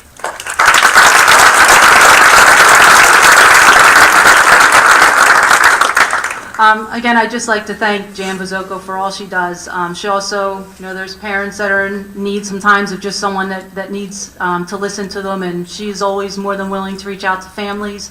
And like Mr. Bianchini mentioned, she also helps provide for our families that are in need. So I'd like to thank her for all her efforts. Okay, call me crazy. I love working with teenagers.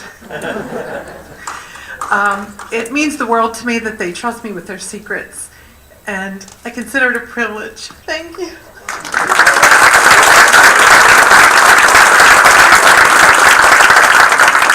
I'd like to invite the mayor up for saying some words.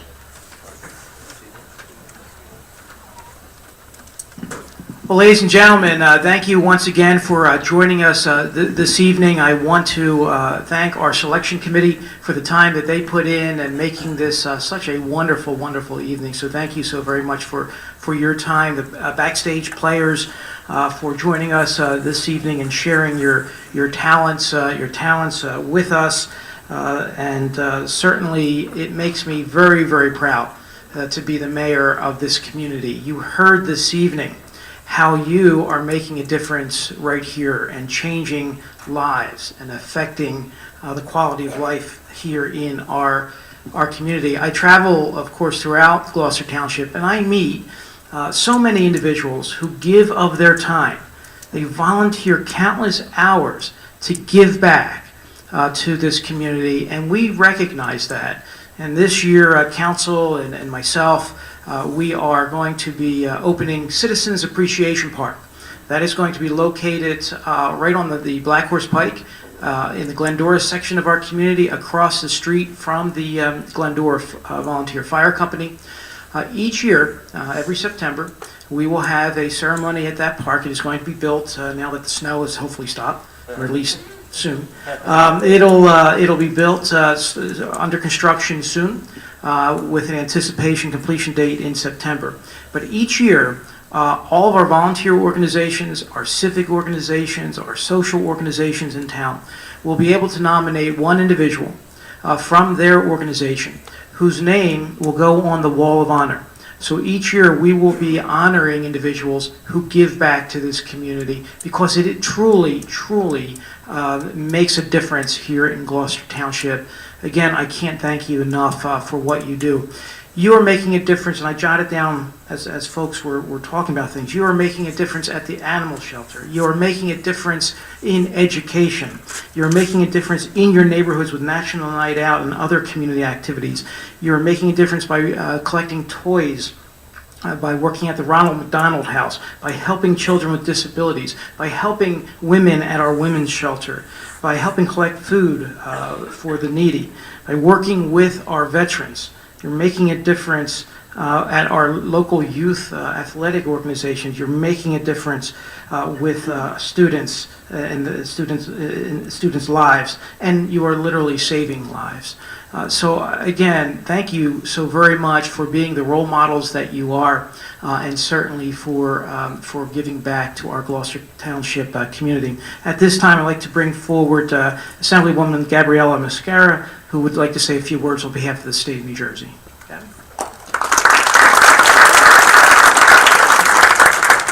Good evening, everybody. Just let me move this because I'm 5'2" and I'm short. This evening is a great evening, and I enjoy coming to these events. So I just want to congratulate the mayor and council for holding such events and honoring women. So March is Women's History Month, and I just want to say thank you to the honorees. Thank you so much for your contribution. Thank you so much for your impact to this community. As women, and not to take away from the contribution of men, but as women, we have power. And today, this evening, has demonstrated the power that we have as women and the strength and courage that we bring forth to our community. And as history might recall, I hope I'm correct in saying this, civilizations have risen and fall by the power of women. So as women, we are very strong and we bring a lot to the table. So young ladies, I hope you, and any young ladies here in the audience, would understand that as women, we have the power inside, so hopefully you all harness that power and bring forth to the community and serve as leaders to your community. So I just want to say thank you to all of you for being phenomenal women. Not just women, but phenomenal women, because that is who you are. And thank you for being who you are, and thank you for, giving back to the community. Thank you and have a great evening.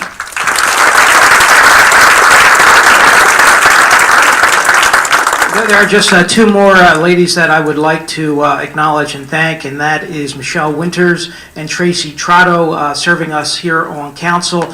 Thank goodness they are up there because they keep the guys in line. So we're very fortunate for their service. If I could, again, I thank you very, very much for coming out this evening. That concludes our program. If I could ask those recipients who are still here, if you could please come forward. We'd like to take a group photo up here. Ladies and gentlemen, thank you very much. Good job, Al. Thank you. You were literally just like...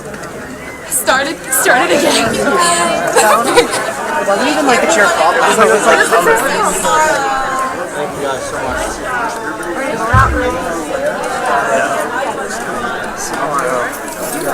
Yep.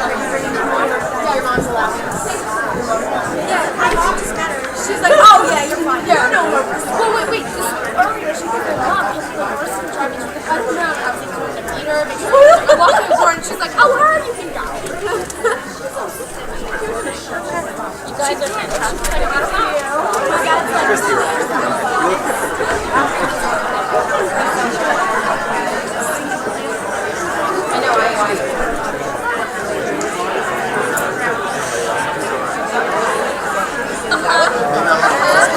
Amen. Is that impressive or what?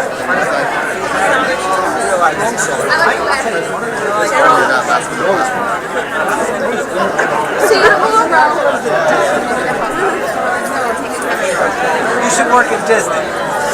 That's why I was reading. You should do it. Go apply.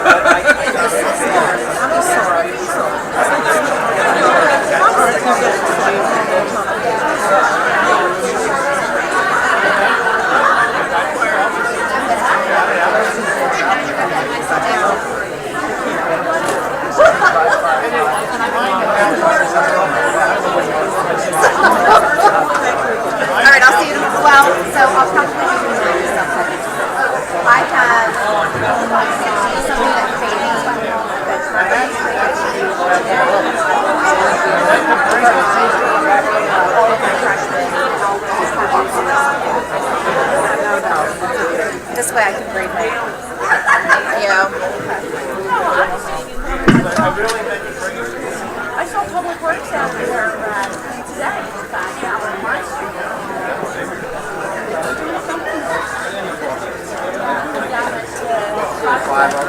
Want to get thrown?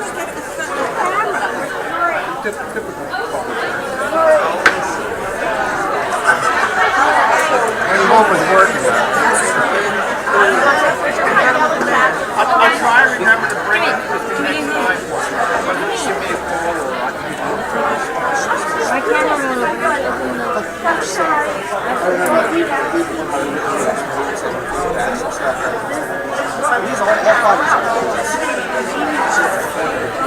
Congratulations. Look sharp too.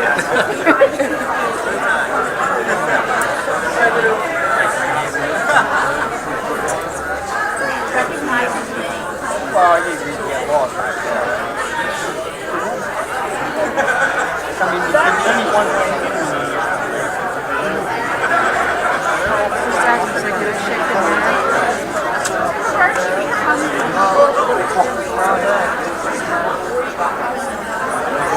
No, too bad. We're already up there. We're not going to be here. Already walking. Let's go. Well, wait, there's a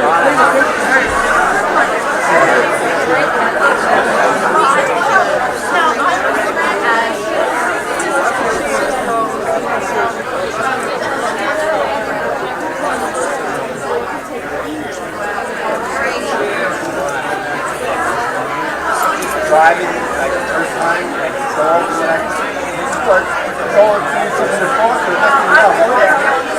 Just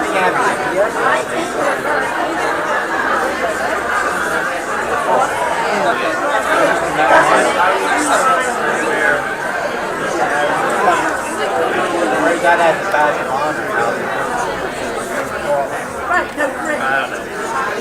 I'm a city guy. I like to serve a lot of areas.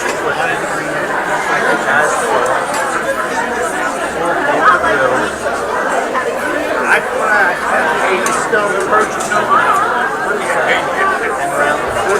somewhere around the 60s, they decided that it was better to have all the wine seasons.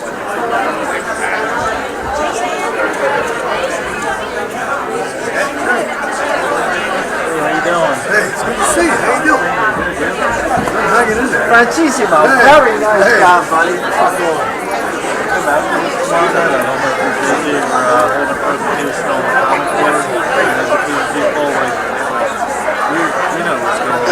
I'm ready. I'll be outside. Do my best. You want kids practice. Hey, tell your brother good job again, okay? You gotta tell him. He's your brother, man. Tell him good job. I'm gonna see my principal. Okay? Thank you.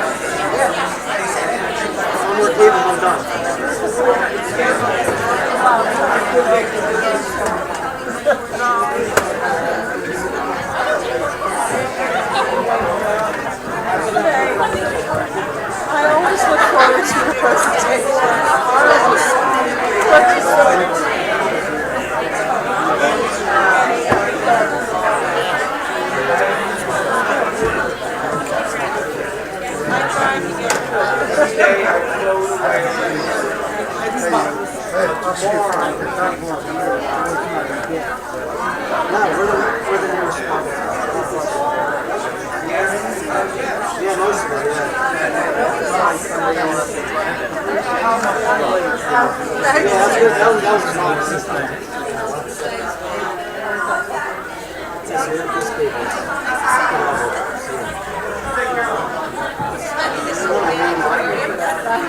one of the main ones out of the old township. That's what that is.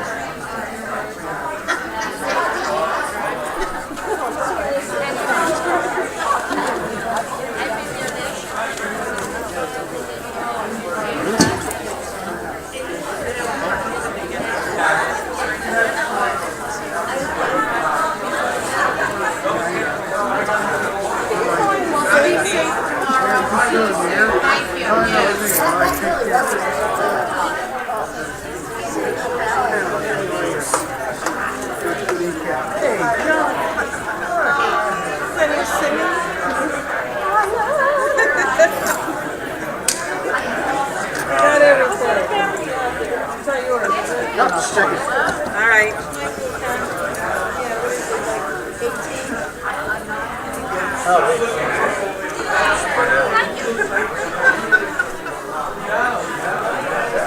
Spread out now.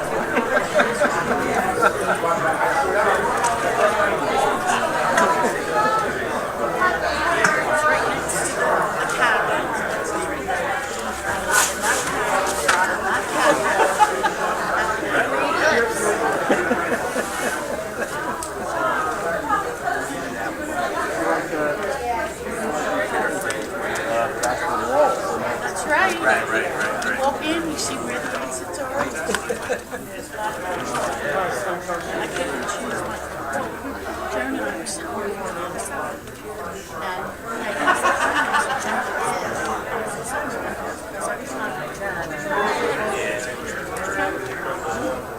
that's why.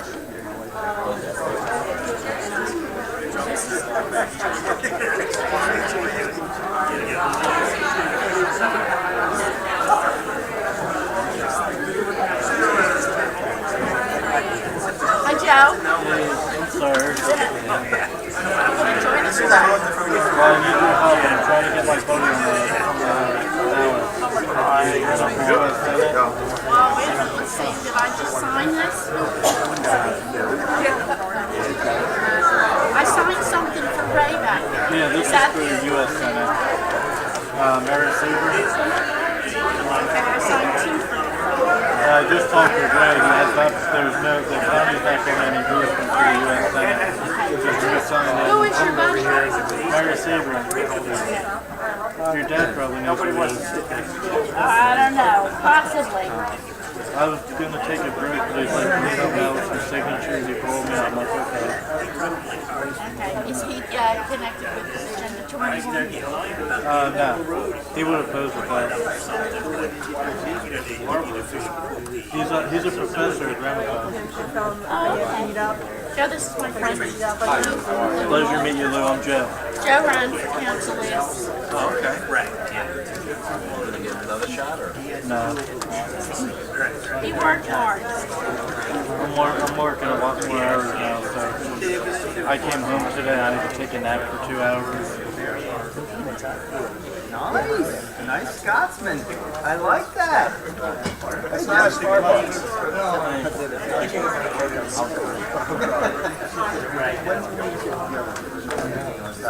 I wasn't doing it. Are you Joanne? Oh, thanks. Are you Joanne's neighbor? Yes. Okay. Direct next to you. You're off of Warwick, right? Yeah. I was working up in that area for all day. Call the meeting back to order, please. I had like the Wawa, Little Sicily. Oh, okay.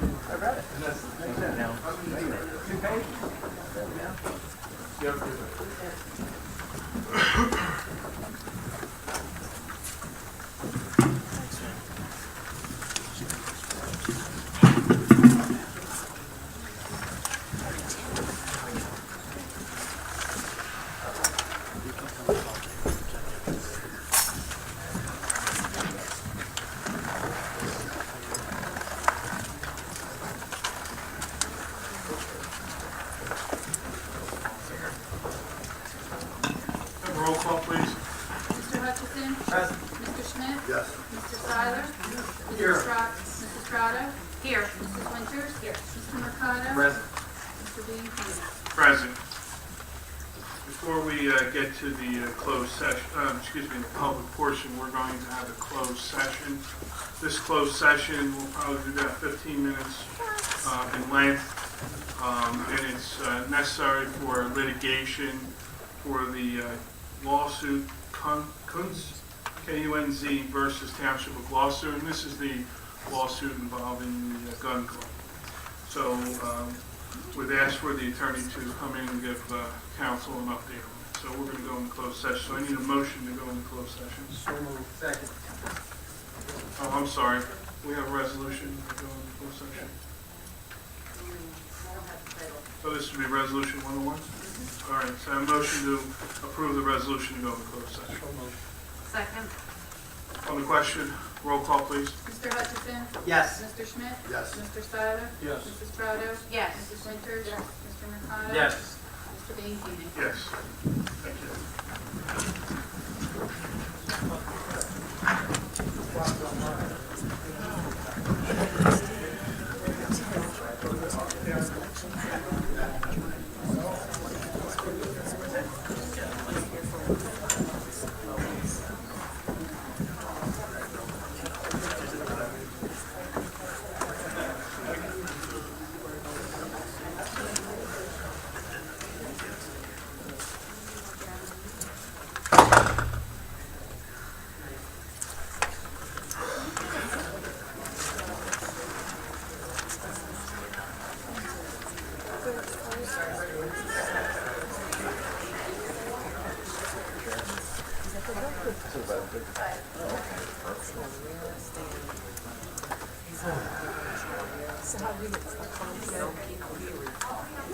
What did you do wrong? That's right. Mount up. Come on, let's get some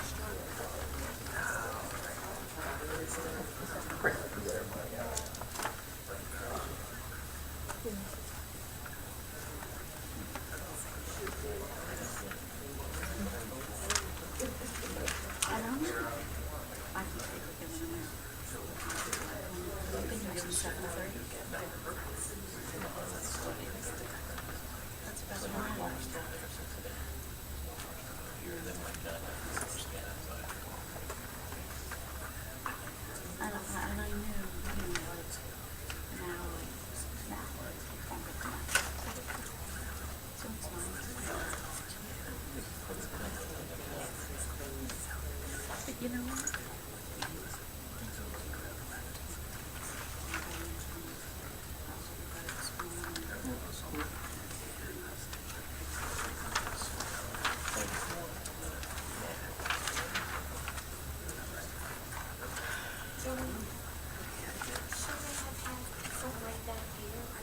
closed session agenda.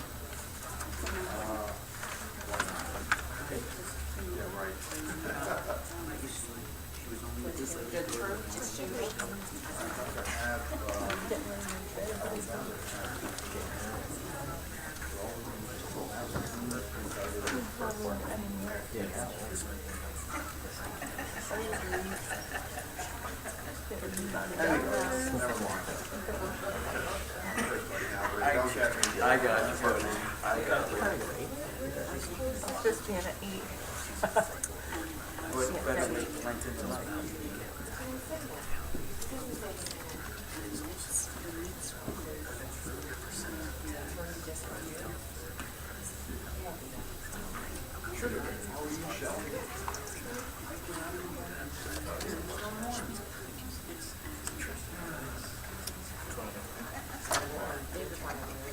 Yeah, but it's normally in bed at like 10 o'clock every night. Says me away.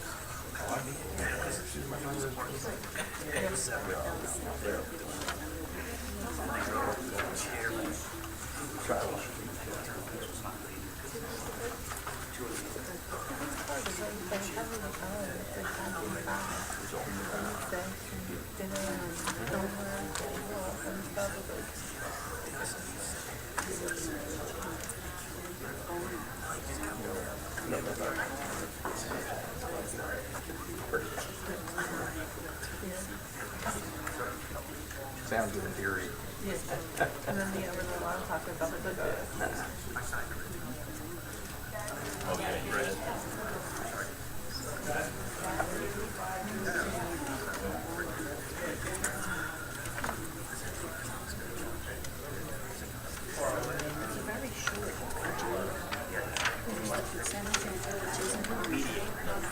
Right, so these.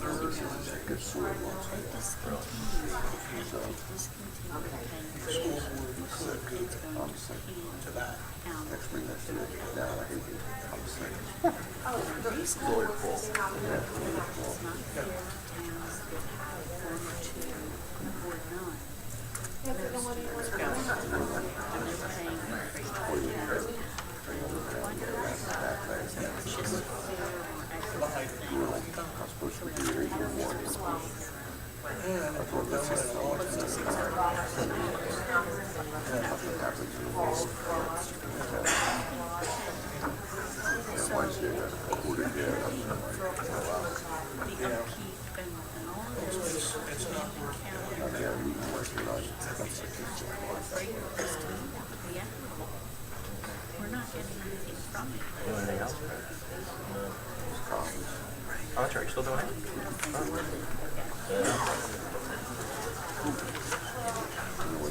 Back in your song.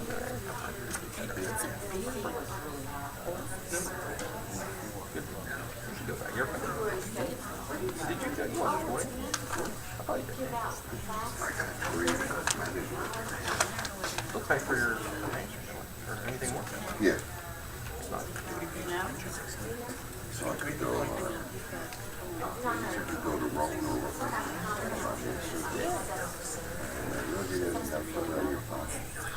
First? Then once you start the program, you only have a certain amount of time to prepare. Really? Yeah, then you would finish it like within 3 years. Which is very doable. Well, they're taking care of everybody else. I mean, city and stuff. It's a tiny little place. There's nothing.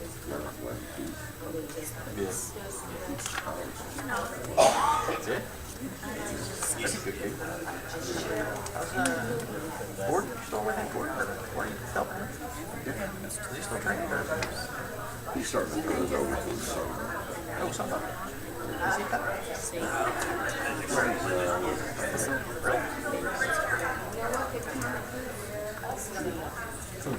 Oh, Gordon? Gordon Martin here? Yeah. I just had these guys,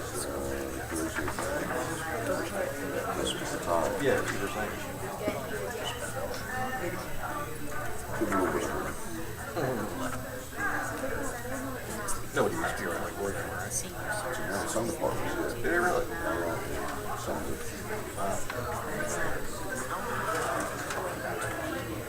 I think Gloucester County approves the $8 to bring one. Is that right? Did you teach over there too? Gloucester County? Yeah, the baseball or something. I thought they were saying they should be urging them to find out. Yeah, in other words, I said, we don't use that. Why would we bring one? I think we didn't have to get one. It's very weird. no, because when we all went over to these cities here, I split the other them up. I was over to Cameron, and took the other half down to, I got like 4 from Oh, yes. I heard her tell about it, but I didn't know when it is.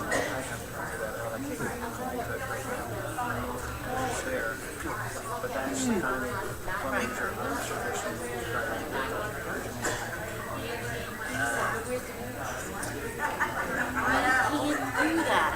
The elected laws. You can't have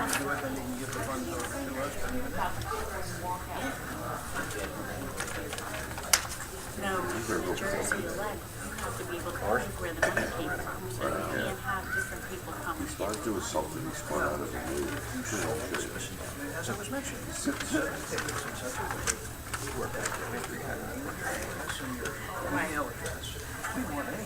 Right. Check number, PayPal, We're doing Red Man or something, he put an on board on the guy. So you on the ground with that guy? He goes, yeah. The news is Russell. Every time you're around Russell with a guy, you're losing. I was telling Laura about the budget I finally. Right. What are you going to do? Yeah, it's gone down. and then there's another It was up in the middle of the night. You know what I'm doing now? I'm waiting for this to be all done. I think it's just a month. I said, that's a wrestling issue. There are some officers I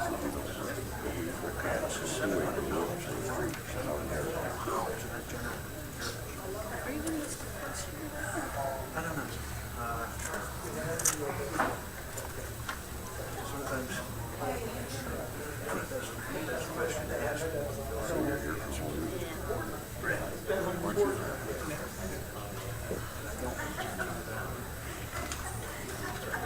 Discovery and research. Research from the classrooms.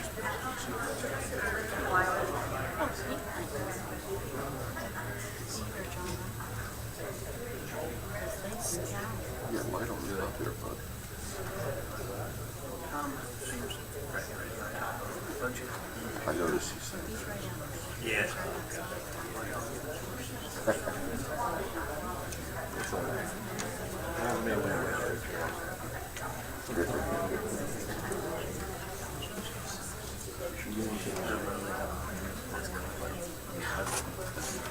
Well, and I glaze over with it too, so I mean, I can't fault them, but it's just the idea. I mean, you get those numbers, I keep trying to get them Really?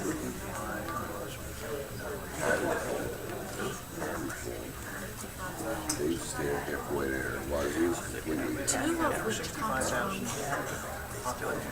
two of which comes from. That's not one.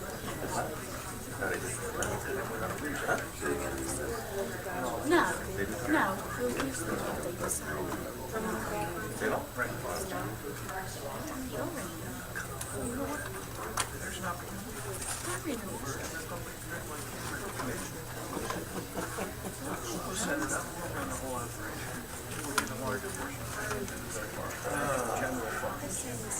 That's where they go.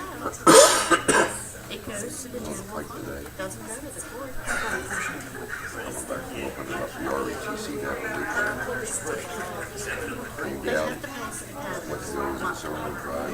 And then there's the, and then there's the portion that goes to the state, something like $29 or something. Turkey around. But, when it comes down to it, I mean, you can With the lake level. 28 years.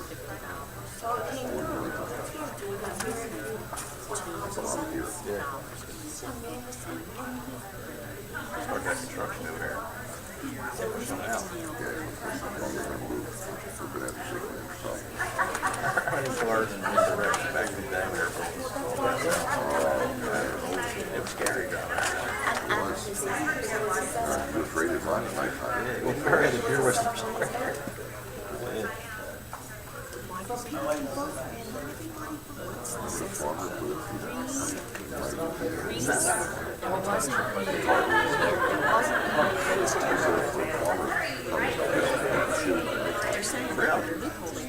for him or people coming in this? For him, but he was trying to fight.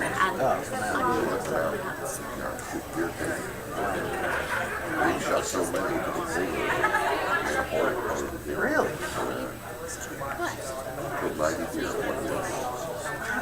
There's the story of Scott.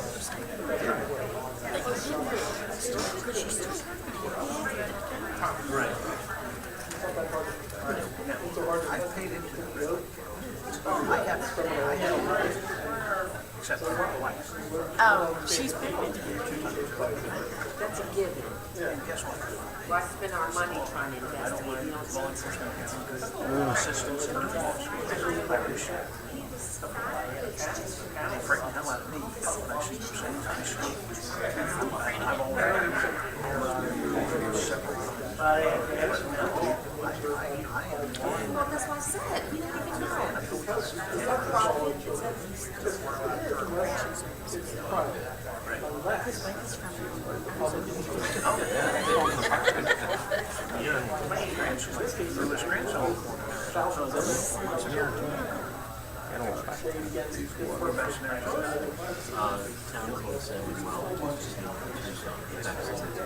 Every time I see him, I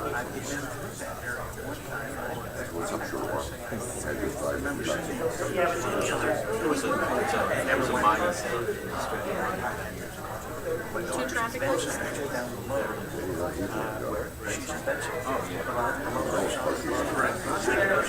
Right.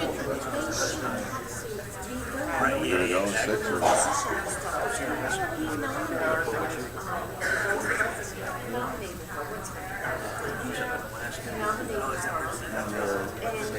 State of the state.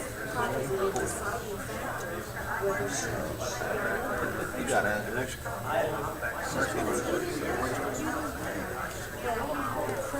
Who'd have thought?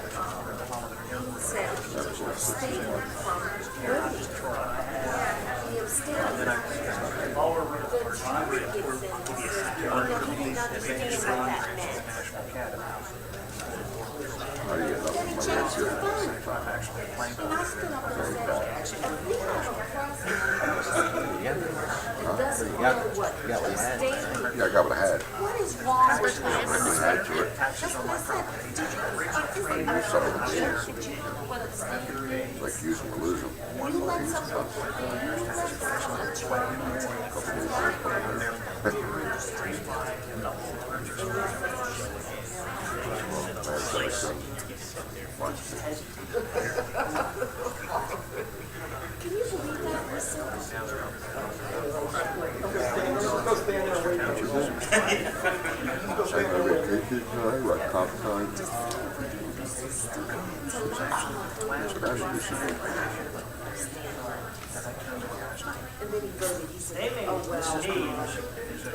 up. Yes.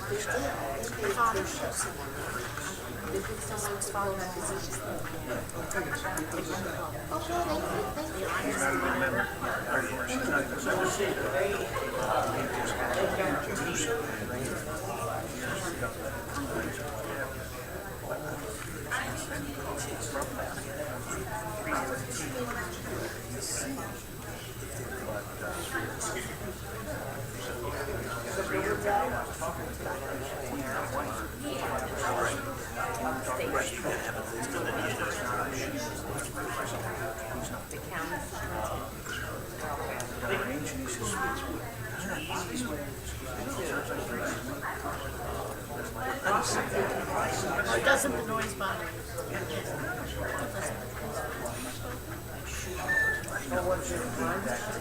Specifically address that because some of the challenges or issues.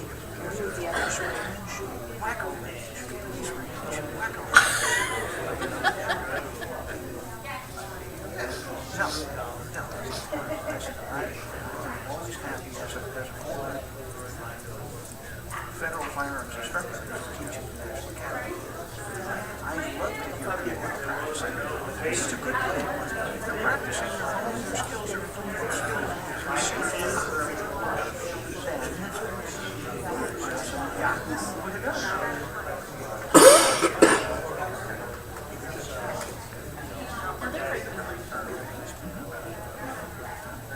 and it's loud, and I was at his house, and they were shooting some big guns, and it's louder in his backyard than it is around here.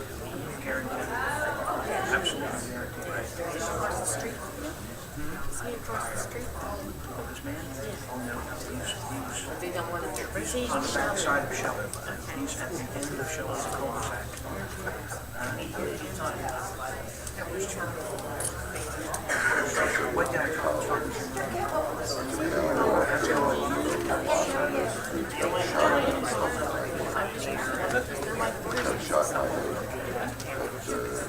Yeah, he's one It's like that gel they shoot in, and here's some cartilage. Got a shot of that. Somebody's like,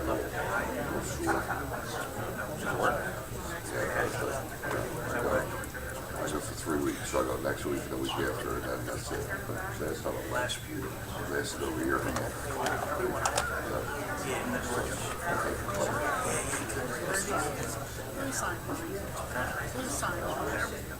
Where you get that done?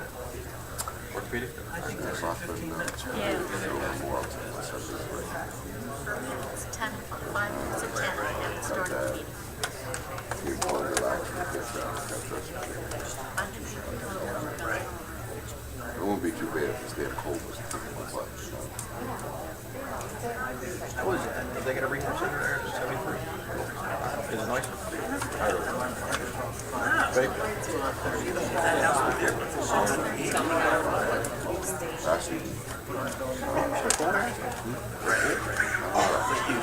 I heard people talk about that. My shoulder. To say yes. There were a lot of clicking. Bother me when I go to do push-ups. Hopefully it's as good as that shit.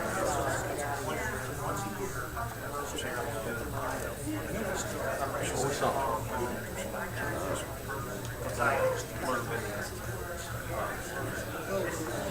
It's It's me here. They've been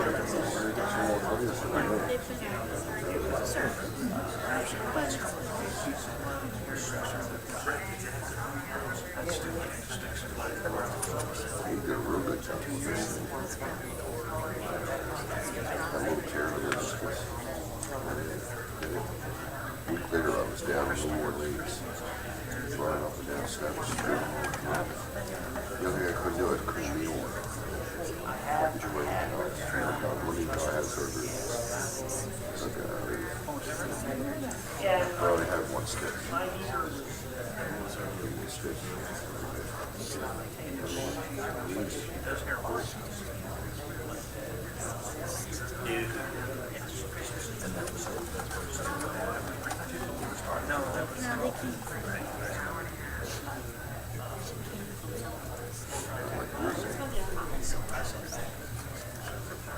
Been a year.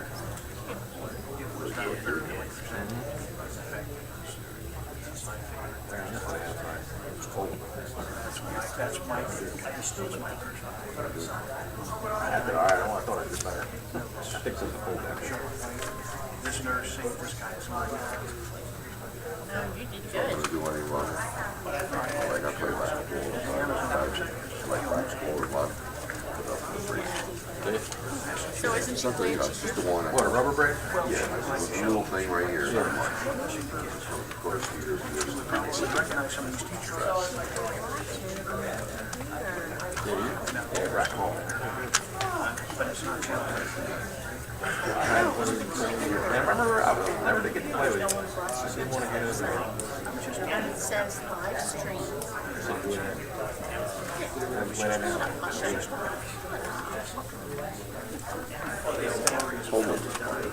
Yeah, he was on That it. is probably more right now, Sarah's talking. Yeah, honest to God. Hit it between my legs. So I tried it, is that as Yeah, I was suggesting. Yeah, so not where I am,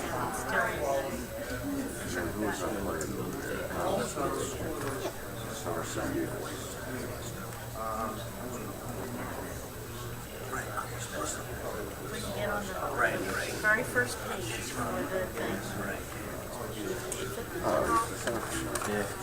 On the right hand side, with the live stream.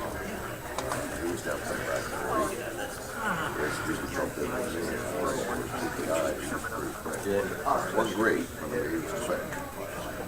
He was worried about it coming up. One dog beat his ass. And that's all going to be great. That's to do what you're doing. Slow down. He's doing his doing. He says, how you get out? He says, I'm sore. You're too young to be sore, man. We're switching off there some stuff. These guys are talking about the Eagles because they played all how they suck. These are excuse me, I'm going to say something to you guys. Sorry, let's go to my you introduce yourself. You just have to say safety. Really? That's cool.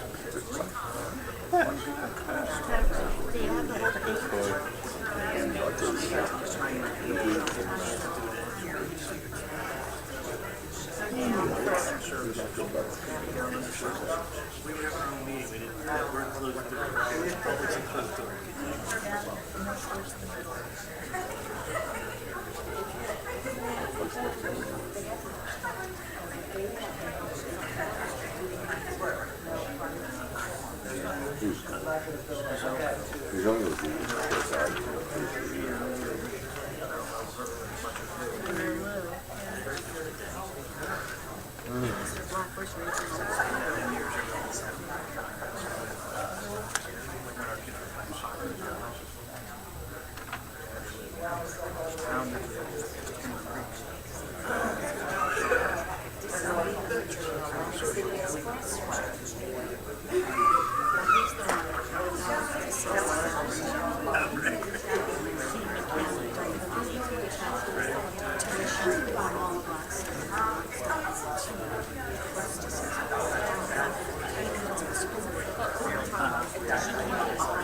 Clarified.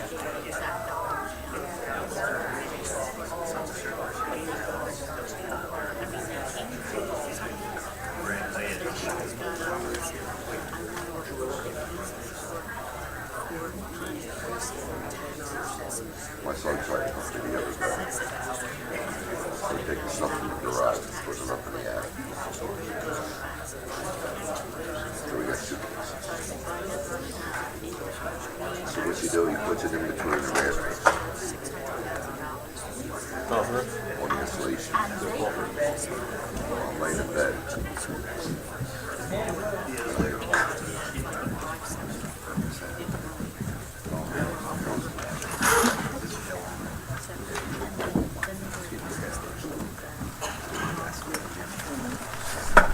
Like, look it up. She was single across the street.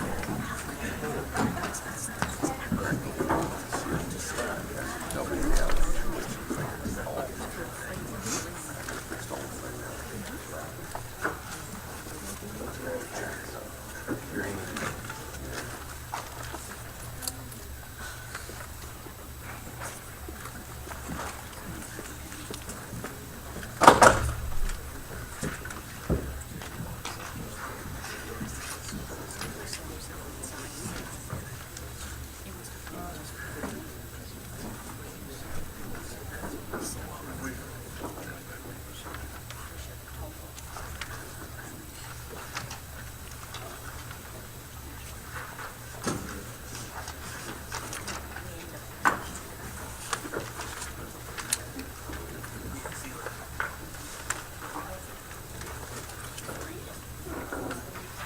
We're going to get started as soon as our council member comes back and you have to use the facilities.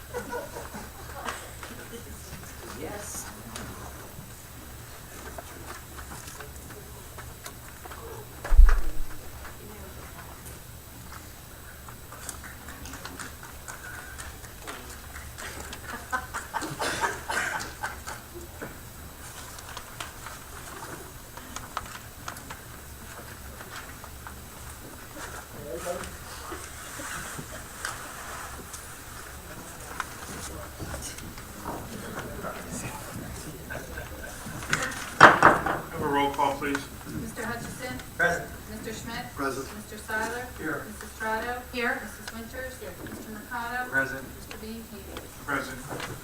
We were again in a closed session, discussed the litigation with the gun club. The council was updated and the case is still pending, so it still remains in the closed session environment. Dave, anything to add to that? No. Comments are accurate. We now have the first public portion. Anyone speaking on any agenda items only, please come to the microphone. Ray?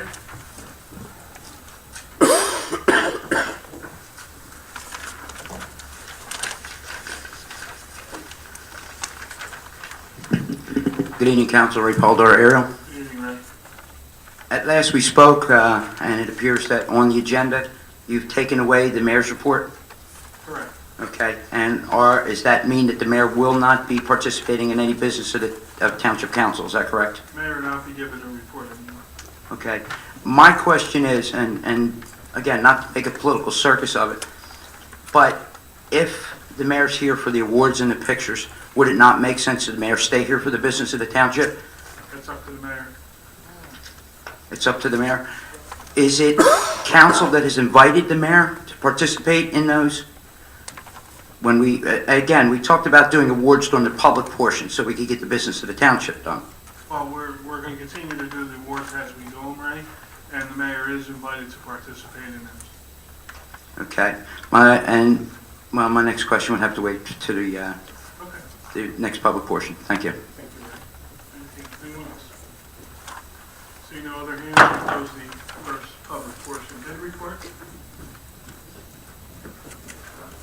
1550 super paver or equivalent. Motion to accept the bid report? So moved. On the question, roll call, please. Mr. Hutchison? Yes. Mr. Schmidt? Yes. Mr. Seiler? Yes. Mrs. Strato? Yes. Mrs. Winters? Mr. Mercado? Yes. Mr. Bean Keating? Yes. Minutes? Waive the reading and accept the minutes of the March workshop and the regular minutes of March 10th. Motion to approve the minutes. So moved. Second? On the question, roll call, please. Mr. Hutchison? Yes to the workshop, abstained from the March 10th minutes. Mr. Schmidt? Yes. Mr. Seiler? Yes. Mrs. Strato? Yes. Mrs. Winters? Mr. Mercado? Yes. Mr. Bean Keating? Yes. We now have resolution of consent agenda. Any council person wishing to remove any of these resolutions, please let me know now. Mr. President, I make a motion to accept the consent agenda as presented. On the question, roll call, please. Mr. Hutchison? Yes. Mr. Schmidt? Yes. Mr. Seiler? Yes. Mrs. Strato? Yes. Mrs. Winters? Yes. Mr. Mercado? Yes. Mr. Bean Keating? Yes. 97, resolution appointing members to the Gloucester Township Advisory Commission for Recreation and Parks. This resolution appoints Nicholas Trino to the Gloucester Township Advisory Commission for Recreation and Parks. Motion to adopt. So moved. Second. On the question, roll call, please. Mr. Hutchison? Yes. Mr. Schmidt? Yes. Mr. Seiler? Yes. Mrs. Strato? Abstain? Mrs. Winters? Yes. Mr. Mercado? Yes. Mr. Bean Keating? Yes. 98, resolution approving participation with the state of New Jersey in a safe and secure communities program administered by the Division of Criminal Justice, Department of Law and Public Safety. This resolution approves the participation of the state of New Jersey in safe and secure communities program and allows the township to apply for $90,000 funding under this project. Motion to adopt. So moved. Second? On the question, roll call, please. Mr. Hutchison? Yes. Mr. Schmidt? Yes. Mr. Seiler? Yes. Mrs. Strato? Yes. Mrs. Winters? Mr. Mercado? Yes. Mr. Bean Keating? Yes. 99, resolution to make budget transfers between appropriation reserves in the calendar year 2013 current fund budget. As the resolution states, this will allow the township to make budget transfers between appropriation reserves and the calendar year 2013 budget. Tom, anything to add to that? It's required by the Division of Local Government Services. Have a motion? Second. On the question, roll call, please. Mr. Hutchison? Yes. Mr. Schmidt? Yes. Mr. Seiler? Yes. Mrs. Strato? Yes. Mrs. Winters? Mr. Mercado? Yes. Mr. Bean Keating? Yes. 100, resolution appointing members to the Gloucester Township Historical and Scenic Preservation Committee. This resolution appoints Ashley Bassett to the Gloucester Township Historical and Scenic Preservation Committee. Motion to adopt. So moved. Second. On the question, roll call. Mr. Hutchison? Yes. Mr. Schmidt? Yes. Mr. Seiler? Yes. Mrs. Strato? Yes. Mrs. Winters? Mr. Mercado? Yes. Mr. Bean Keating? Yes. We have one GTE Gov access question. It's from Joshua Berry. His address is Geneva Avenue in Haddon Township, New Jersey, 08108. His question from council is, I'll read the whole thing. For the most part, raising problems with members of the current administration and council has been an exercise in futility, and given a busy work and family schedule, I have been unable to make meetings anyway. However, there's been some recent issues forwarded to me which require attention. Before the fall election, former Gloucester Township Board of Education Board President Collins instructed members of the public to report their concerns with ethics and other boards and to let the county and or state sort them out. Do you agree with this instruction to file complaints, and if not, what are your recommendations on how to resolve or escalate them other than bringing them before council? This is a question of statement of the former Gloucester Township Board of Education, Collins, which I did not hear myself, and the rest of the council, I'm not sure heard that, him making that instruction, so I believe that's his recommendation as far as us. We always turn to our attorney if it's something that needs to be addressed. Dave, you want to add anything to that? No. Now have the second public portion. Anyone wishing to speak on any subject, please raise your hand. Come to me. Jim?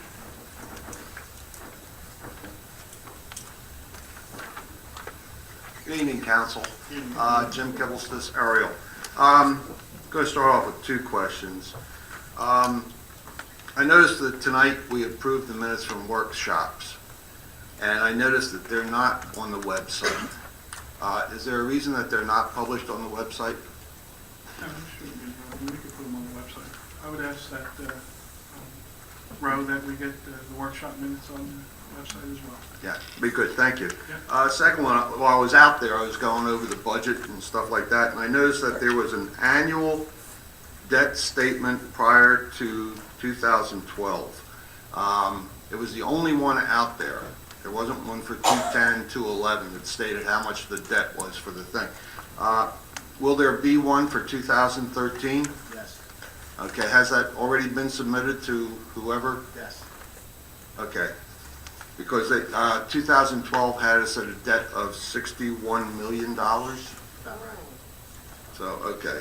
Any idea what the 2013 will be? I believe it's about the same, 61. About the same. Okay. Very good. I'm sorry. I'm going to go to a third one if you don't mind. I got 350.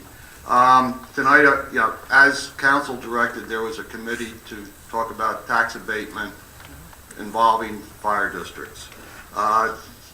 We held one meeting early February. Okay. I had expected to have a second meeting to consider or talk about the tax abatement portion. Tonight I was informed that there was no need for a second meeting. I'm assuming that a report has been submitted to council. Jim, there has not, and I apologize for that. I was left off the agenda for the previous workshop, and so I've asked Roe to put that on the, I guess it would be April workshop. So we will have a summary by that committee. Okay, now, I'm under the impression I was a member of that committee. Actually, there were 3 council members which were appointed as members of the subcommittee, and there are other people who were invited to attend, such as yourself, the tax assessor, Mr. Palumbo, the business administrator, Mr. Cardis, and the solicitor. You all were invited to participate, but there were only 3 members of the subcommittee. Okay. Do you feel that we'll talk the workshop this month? Yes. Okay. Is it possible that I would be able to have my say at the workshop? Yes, Jim. That'd be no problem. Okay. Thank you.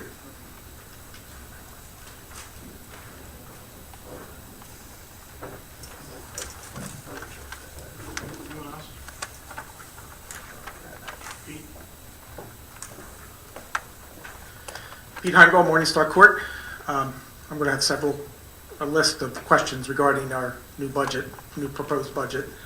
But I just want to ask that annual debt statement. I think last year that was already posted on the website in February sometime, if I remember right, or by now. The annual debt statement that Jim asked about. Is that prepared? Is that prepared to be downloaded onto the website? Okay. Thank you. All right. So the budget. I saw by the proposed budget, we're looking at a tax levy that indicates a 7% municipal property tax rate increase. Is that accurate?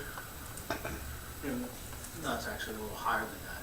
When you look at the actual levy, the levy is increasing by 7.3 cents.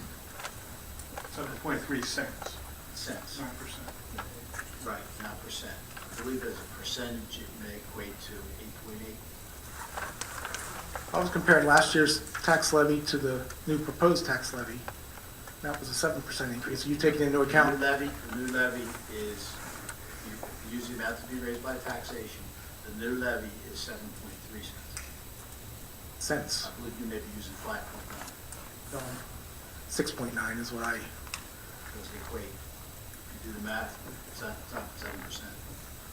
So it's 7.3 cents, and which equals, you said 8.8? 8.8% on the local levy, and it's still within the tax levy cap.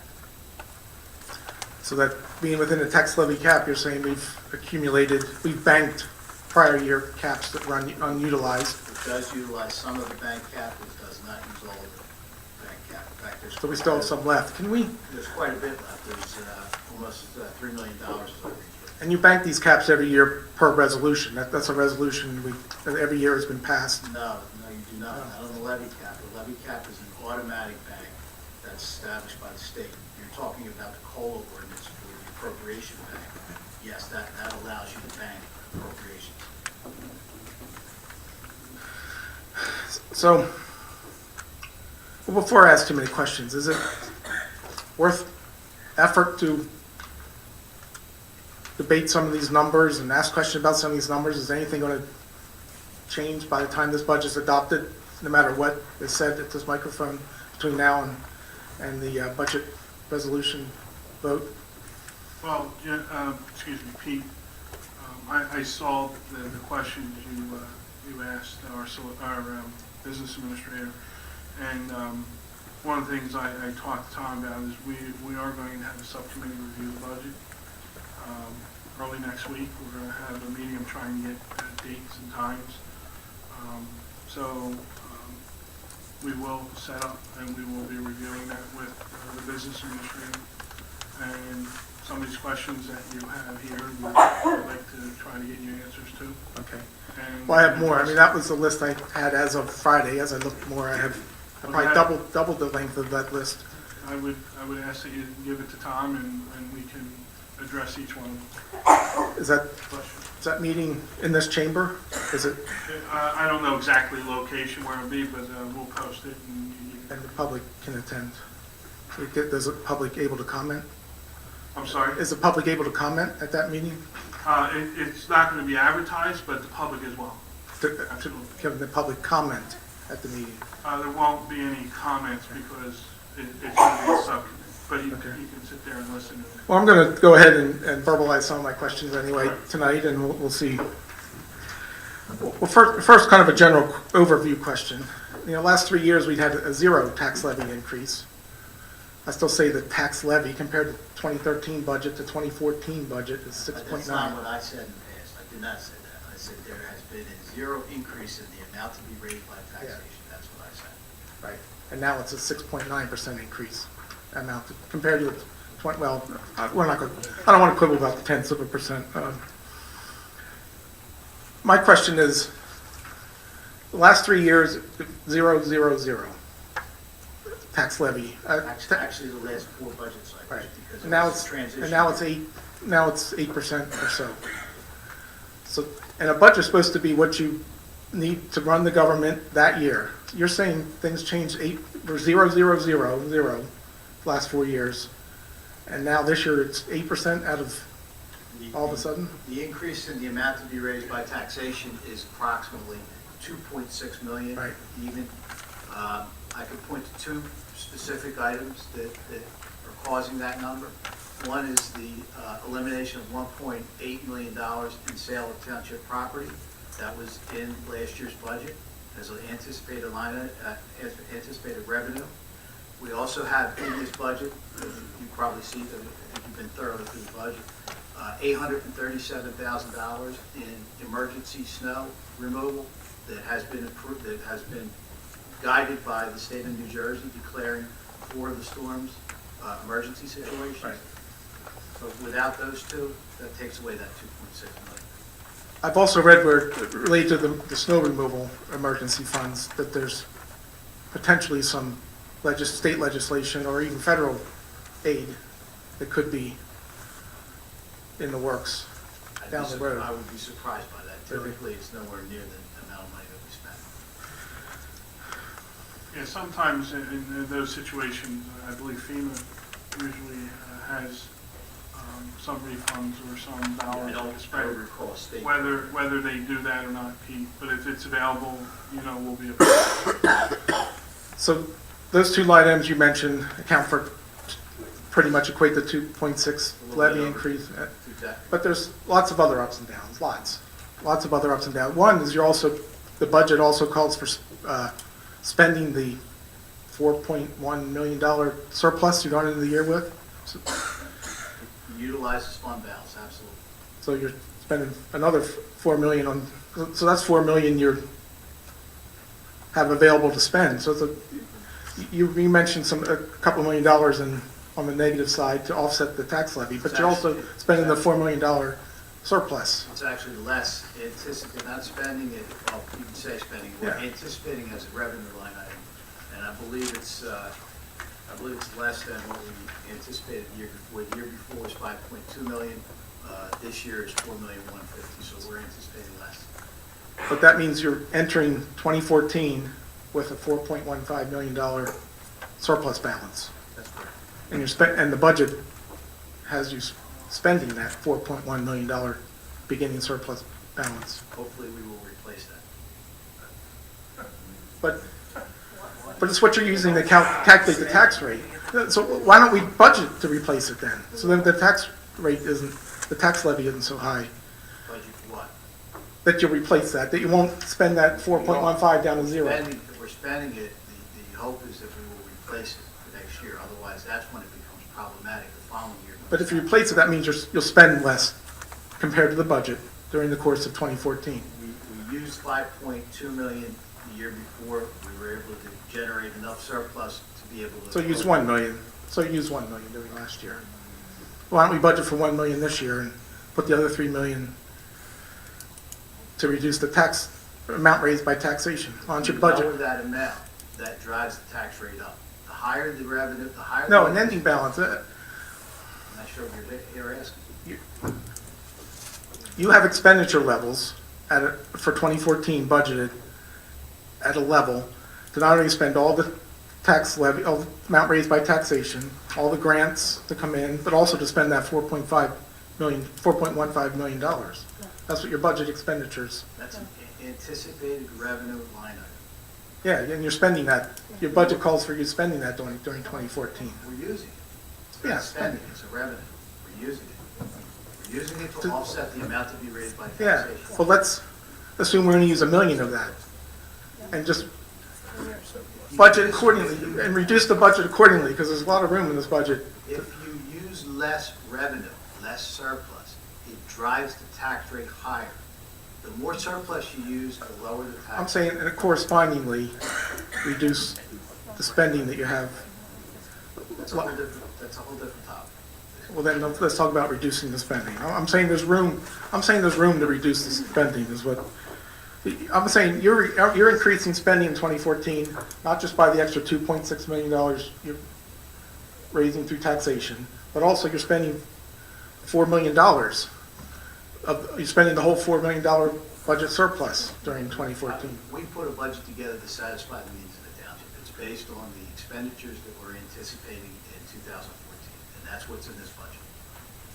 Okay, expenditures, revenue and expenditure for 2014.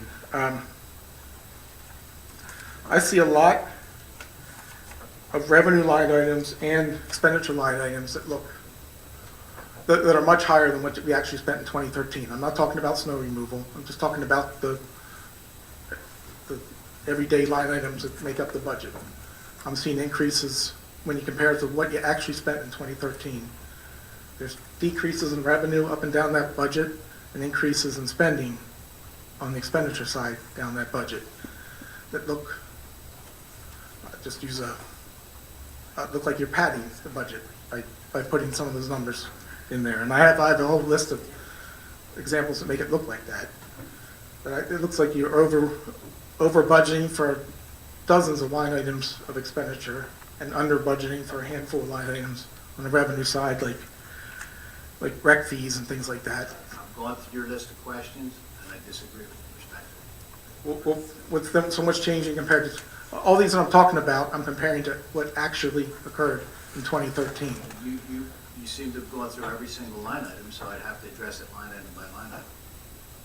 That's, okay, so can we do that? I mean, I can do that right here now, or, Again, I think we're going to look at these as a subcommittee. okay, I'll lengthen my list and email If it. you have more questions, Yeah. I would ask that you send them.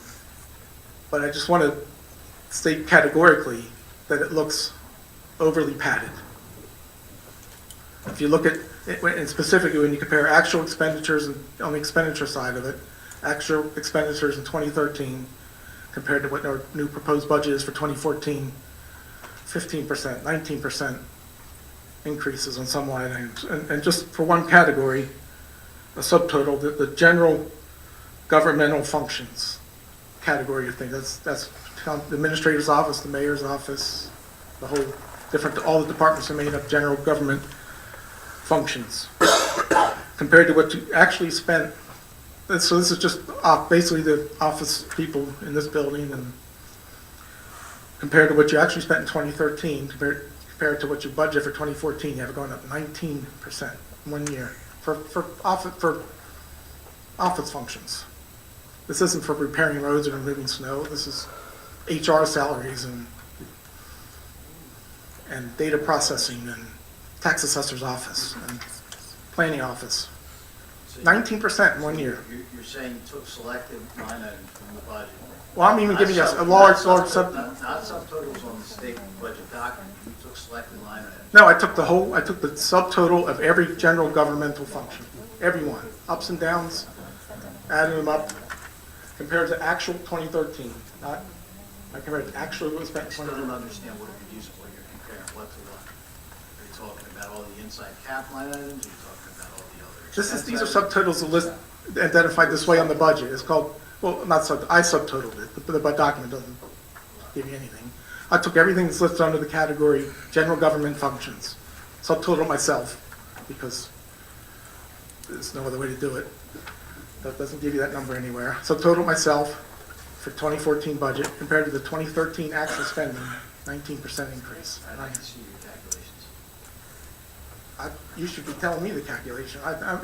So again, Pete, we will be looking at all those line items. Well, there's dozens that look, to use a blunt word, look padded.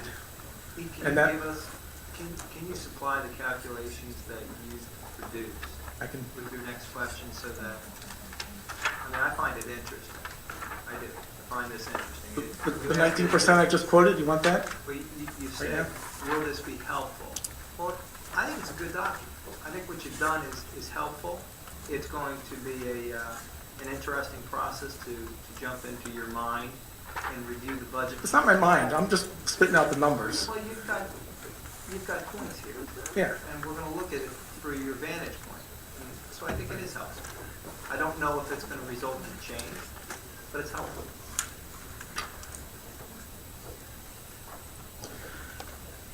Here's what it looks like. Zero's budget levy number, 0% over the last 4 years, 0, 0, 0, 0, plus 8%. The padding I see, and it looks like we're setting it up politically for another 0, 0, 0 election, and then post-election bump in a couple more years. That's what. How can it not look like that? Put 4 zeros in a row. Okay? 4 zeros in a row. And you banked it, and you banked it, and you banked it, and now it's 8%. And you have a After a mayor election, after. You have 4 zeros. You know, this town hasn't seen that. Well, you're supposed to budget what you need for the year. So so it went 0 to actually what you needed every year was 0, 0, 0, 0, 8. That's what you needed this year compared to the last 4 years. I'm a baseball fan. Statistics will tell you everything you want them to tell you. I have those. I do have those too. So, Okay? So we'll look at it. and they're not. Come on, statistic. I'm comparing. Here's my simple statistic that will want to tell anything you want. I'm comparing actual spending in 2013. It's in black and white. Comparing it to the proposed 2014 budget. There's no flipping around the numbers or picking and choosing the ones that make my point. I didn't do. It's not particularly correct. You're taking what's in the budget as paid or charged as of December 31st of 2013. There are other bills that come in the month quite a few bills that come in the month of January, bills that continue to come in February, and come as far as March. That's why you see today, statutorily, we're passing the transfer resolution for the reserves. So that's really modifying the 2013 budget based on what happened in January, February, March. And specifically, if you're talking about padding the budget, give me a particular line item. I have dozens. I have dozens. Well, tell me something now then. Tell me something. Tell me an item that's padded.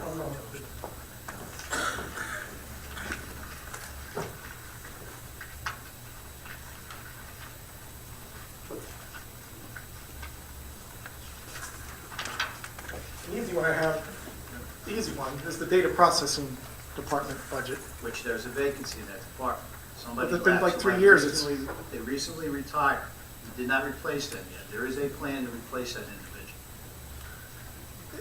The budget versus actual look the same kind of There's a vacancy. out of whack There's last a year, a year ago. vacancy. So it's been vacant for like 2 years, and now you're going to fill it. There is a management position that is due to be replaced, yes.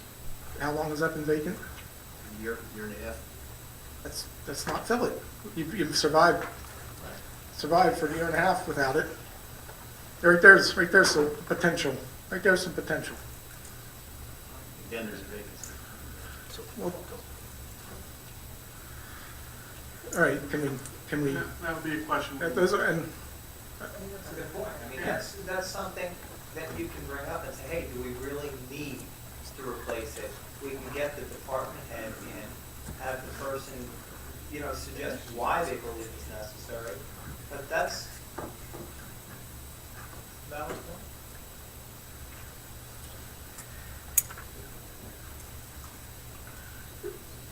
the last statement you made about how there's still bills coming in related to the prior year after the close of the year. Don't you have a encumbrance system that really accounts for most of that? Encumbrance system accounts for most of that. Do not encumber for that. Municipal finances do not encumber for that. Schools encumber, because we do not encumber those things that we don't know about. You don't accrue at the end of the year? We don't. Like a utility bill, we would not encumber that. That's paid You don't out even of accrue in any way for it. That's not. Because How can, it you can't, has to be so encumbered. you didn't even close correctly. 2013 books It yet? has to That's, have a PO cut, and that PO is the mechanism to encumber it. oh, so you do encumber once you have a PO. Encumber when you cut a PO. Either you have So an for estimate. the December utility bill, you hadn't cut a PO as of January or February? When does your utility bill come in? I'm not talking about the bill, I'm talking about cutting the PO.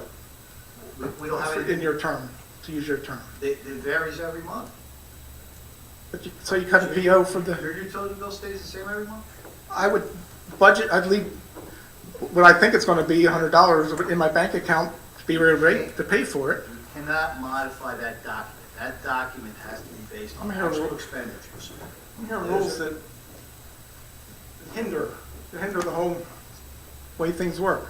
You can't accrue for a known expense during a fiscal year. You have to, that's, something doesn't sound, and that's hurting, and it's hurting The state the, of New Jersey, they'll explain it to you. Call the Division of Local Government Services. that you can't account for your December electric bill until, Not in that document you're looking at, no. Absolutely not. That's paid or charged, not encumbered. That's what you're looking at. but you said cut a PO and it's encumbered. I mean, I'm hearing things that don't make a lot of sense, but When he receives that bill in January, then they would cut a PO. Right. And then those funds get encumbered and charged back. And they're charged to the reserve. It's called a reserve charge, which is what we modified tonight with the transfer resolution. So when I look at the budget document you put online, and I see 2013 actual expenditures, and you don't put it there, that document wasn't placed there until March. It still doesn't, No. you're still it's missing not. some 2013 expenditure? It's as of December 31st, 2000. That's hurting, so you're hampering the information because of rules. Yeah, the rules, you and the rules. We're doing exactly what the state of New Jersey And tells those us to do. You're hampering the whole way things are reported I'm by telling you rule. factually So report what it what is. you need to report on the, A lot of these are dictated by the Office of Finance and the state. Division of Local Government Services. And that office reviews everything from a budgetary standpoint. They have it how they want it reported. That's how we have to report it. So when I quoted that 19% number, it really wasn't 19% because of, but it might have been, what, 16% or something? If you can't know, how are we doing a budget if we don't know? It requires calculations. That's why we worked on the budget through February and into March. So you do have the numbers, just not on the document. Yeah, the numbers are what I'm budgeting. If you're disagreeing with what I'm budgeting, you're telling me what I budgeted is wrong. I'm saying it's over budgeted in dozens of line items, yes. Disagree. Yeah, I want zero. I want zero. Just so you know that. I'm being polite because I've been accused of being harsh in the past. But your insinuation that I don't want zero, I disagree with. What other, 0008, what other insinuation can be drawn by someone? I'm going to politely disagree with you. I'm insulted, but I want zero. I want zero. Okay, Peter? So this budget meeting in a couple weeks is, the intention is to drive this 8% number Let's look at all downward? those line items and ask the same questions that you have. You know, where'd you get the number? How'd you get the number? If it makes sense and that's the right thing to do, that's what we'll do. If it's, we'll challenge Tom. If it needs to go down, we'll ask him to bring it down. All right, I'll help. I have dozens of individual line items, but I also have subtotals that take whole categories of line items where it shows the same kind of effect. I don't know how much is missing from the complete 2013 numbers when I do this, but I would ask that you send that to Tom, and I really appreciate your hard work in it, and I don't want to just take it and haphazardly give you an answer. I want to be able to look at it and say, okay, as Dan said, there's things that make good sense, and let's take a look at it. And we will. We do. one other specific question, and I'll wrap it up. There was another line item, delinquent taxes collected. I think it was on my list I sent you. Yeah, let me explain that to you. The township has an accelerated tax sale. So, in theory, we should collect 100% of the levy, in theory. What it doesn't factor in is bankruptcies. We're not permitted to collect on bankruptcies. So, in order for me to put a number in there, I have to estimate what are the bankruptcies going to be this year, and I do not know that. So we don't appropriate anything. I'll give you an example. In 2012, delinquent taxes was $386,000. In 2011, it was $403,000. In 2010, it was $1.6 million. The reason being is we could not have an accelerated sale in the transition period. We weren't permitted to have the accelerated sale, so we had the sale after. So that means we're not collecting what we normally collect, which is like 99.89 or 99.9% of tax. It dropped down to like 96, and that's why that big number's in there. The year prior to that, in 2010, it was only $174,000. In 2009, it was $214,000. There's no way to pull a number, put it in there, and have certainty that you're going to be realize. Yeah, we have a long history. You just rattled off that it's not zero. I'm not even sure it's not zero. I'm not sure the state of New Jersey would allow you to put a number in there since we're under an accelerated tax sale. The state of New Jersey's raising my taxes, my municipal taxes too. They set the rules. We got to play. That's never. You just listed a whole number of years where that number was not zero. It resulted in revenue. Yes, real. So it's not going to be zero. But I also listed wide fluctuations in that number. Yeah. So budget minimally, but. What's minimum? It could be zero in theory. It has never. You just listed you went 5 years and it wasn't zero. I'm not going to estimate what the bankruptcy is going to be. I'm not going to do that. Well, so we're funding, but that raises our tax rate because you don't want to budget that. You don't want to put a budget there where it's not going to be zero. It's not going to be zero. If we did not have an accelerated sale, we definitely would have a budgeted line item. So you're being conservative. What you consider being conservative? I cannot estimate. You can conservatively estimate. You can. No, that's a guess. That's not. No, you cannot do that. You can't do that. But it's not a guess, you And have a history. I wouldn't be surprised, I don't know the rule with the Division of Local Government Service, but I wouldn't be surprised if we were to put a number in there that they wouldn't kick that budget back. Okay. All these explanations boil down to a budget document that are negatively impacting You our asked the tax question, rates. I gave you the Yeah, answer. okay. You asked I for know. answers, I Yeah, gave you I the just commented on your answer. I wasn't. You may There's not another like line my item. answers, but I'm giving you answers. There's another line item, I think I also put it on the email for the question. This is my last one. I think it was gain on investments or gain on profits and investments.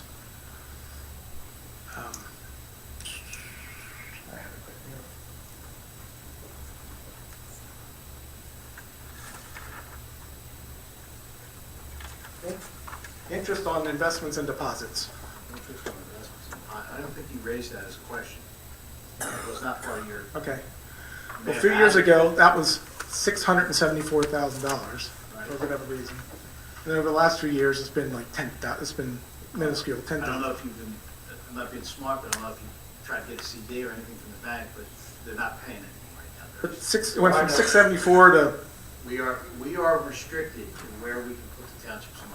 We cannot, it has to be a secured investment. It has to be something that's permissible.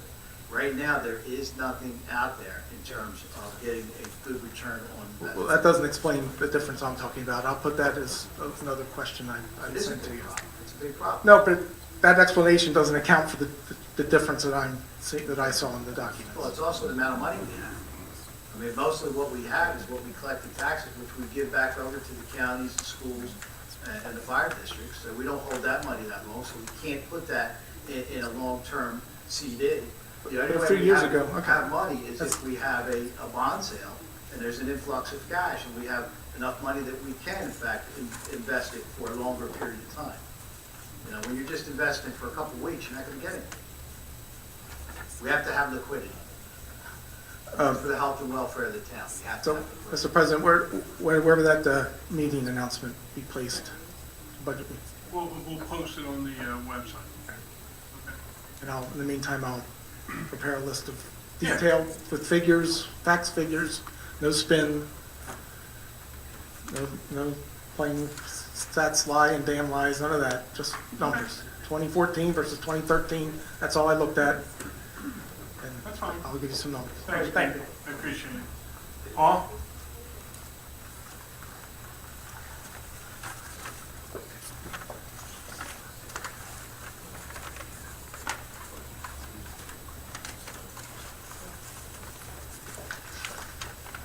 Good evening, Paul DiBartolo, Ohio Avenue, Blackwood, New Jersey. Mr. President, and Council, thank you.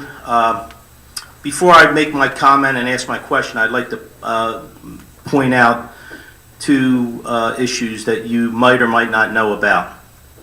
One that dates back a little bit is in Morristown. Morristown Council attempted to raise the minimum or the maximum amount of political contributions, and there was basically an uprising amongst the people, and ultimately the Morristown Council had to rescind that attempt, and the limit went back to 300. There are actually over 100 towns in New Jersey that have pay-to-play reform on top of New Jersey's that probably limits around $300. More recently, and what I thought was interesting, is that Medford, which also has $300 limits, recently had to ban five business enterprises from bidding on contracts. Three of them will sound familiar to you, okay? They are Remington and Vernick, which is our township engineer, Consulting Engineering Services, and Bach Associates. They attempted to give $3,200 to a candidate, which was illegal in Morristown, and so, I'm sorry, Medford. And so they are banned for 4 years from bidding contracts. I would like to read the words that the mayor of Medford used in explaining the action he took against these 5 companies, 3 of them which I named. And I quote, "The local law is there for a reason, not to limit political campaign participation, but to limit the ability for an organization to buy itself a contract or to give the appearance that is happening." Now, as a 20-year tax-paying citizen of New Jersey, I am very concerned. I've done the numbers. I've been on the elect sites. The most egregious contributor we have, in fact, is our township engineer, Remington and Vernick. All total, Remington and Vernick poured $64,000 into the Team Mayor campaign.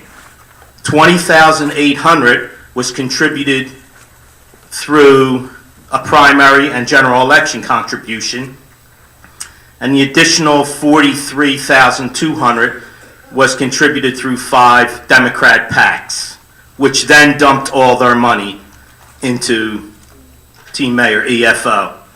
I'm concerned here. This looks like somebody's trying to buy influence in this town. I think $64,000 is quite excessive. Now, we were told, I think by Mr. Hutchison, that he didn't think there was a problem, and what really should concern us is super PACs. Now, can anybody identify a super PAC in Gloucester Township? Because I only know of 5 PACs that operated in the past election. They were all Democrat. And they all took $7,200 from Remington and Vernick, except for one which took $14,400. And then in May, April, November, June, July timeframe, dumped all that money into Team Mayor campaign. Now, do we have any super PACs in this town that we need to be concerned about? I mean, $64,000 sounds like a concern to me. As a taxpayer, I feel like something's going on here. Who contributes $64,000? What do they expect to get back? Is that a concern for anybody sitting up there? Mr. President, does that concern you? No. It doesn't concern you. $64,000. That doesn't sound like influence peddling to you. No. Apparently, the mayor of Medford thought so. Additionally, our mayor told us he didn't think it was a problem because he needed the money to run his campaign. Now I ask, what should his opponents use to run their campaigns? I don't know.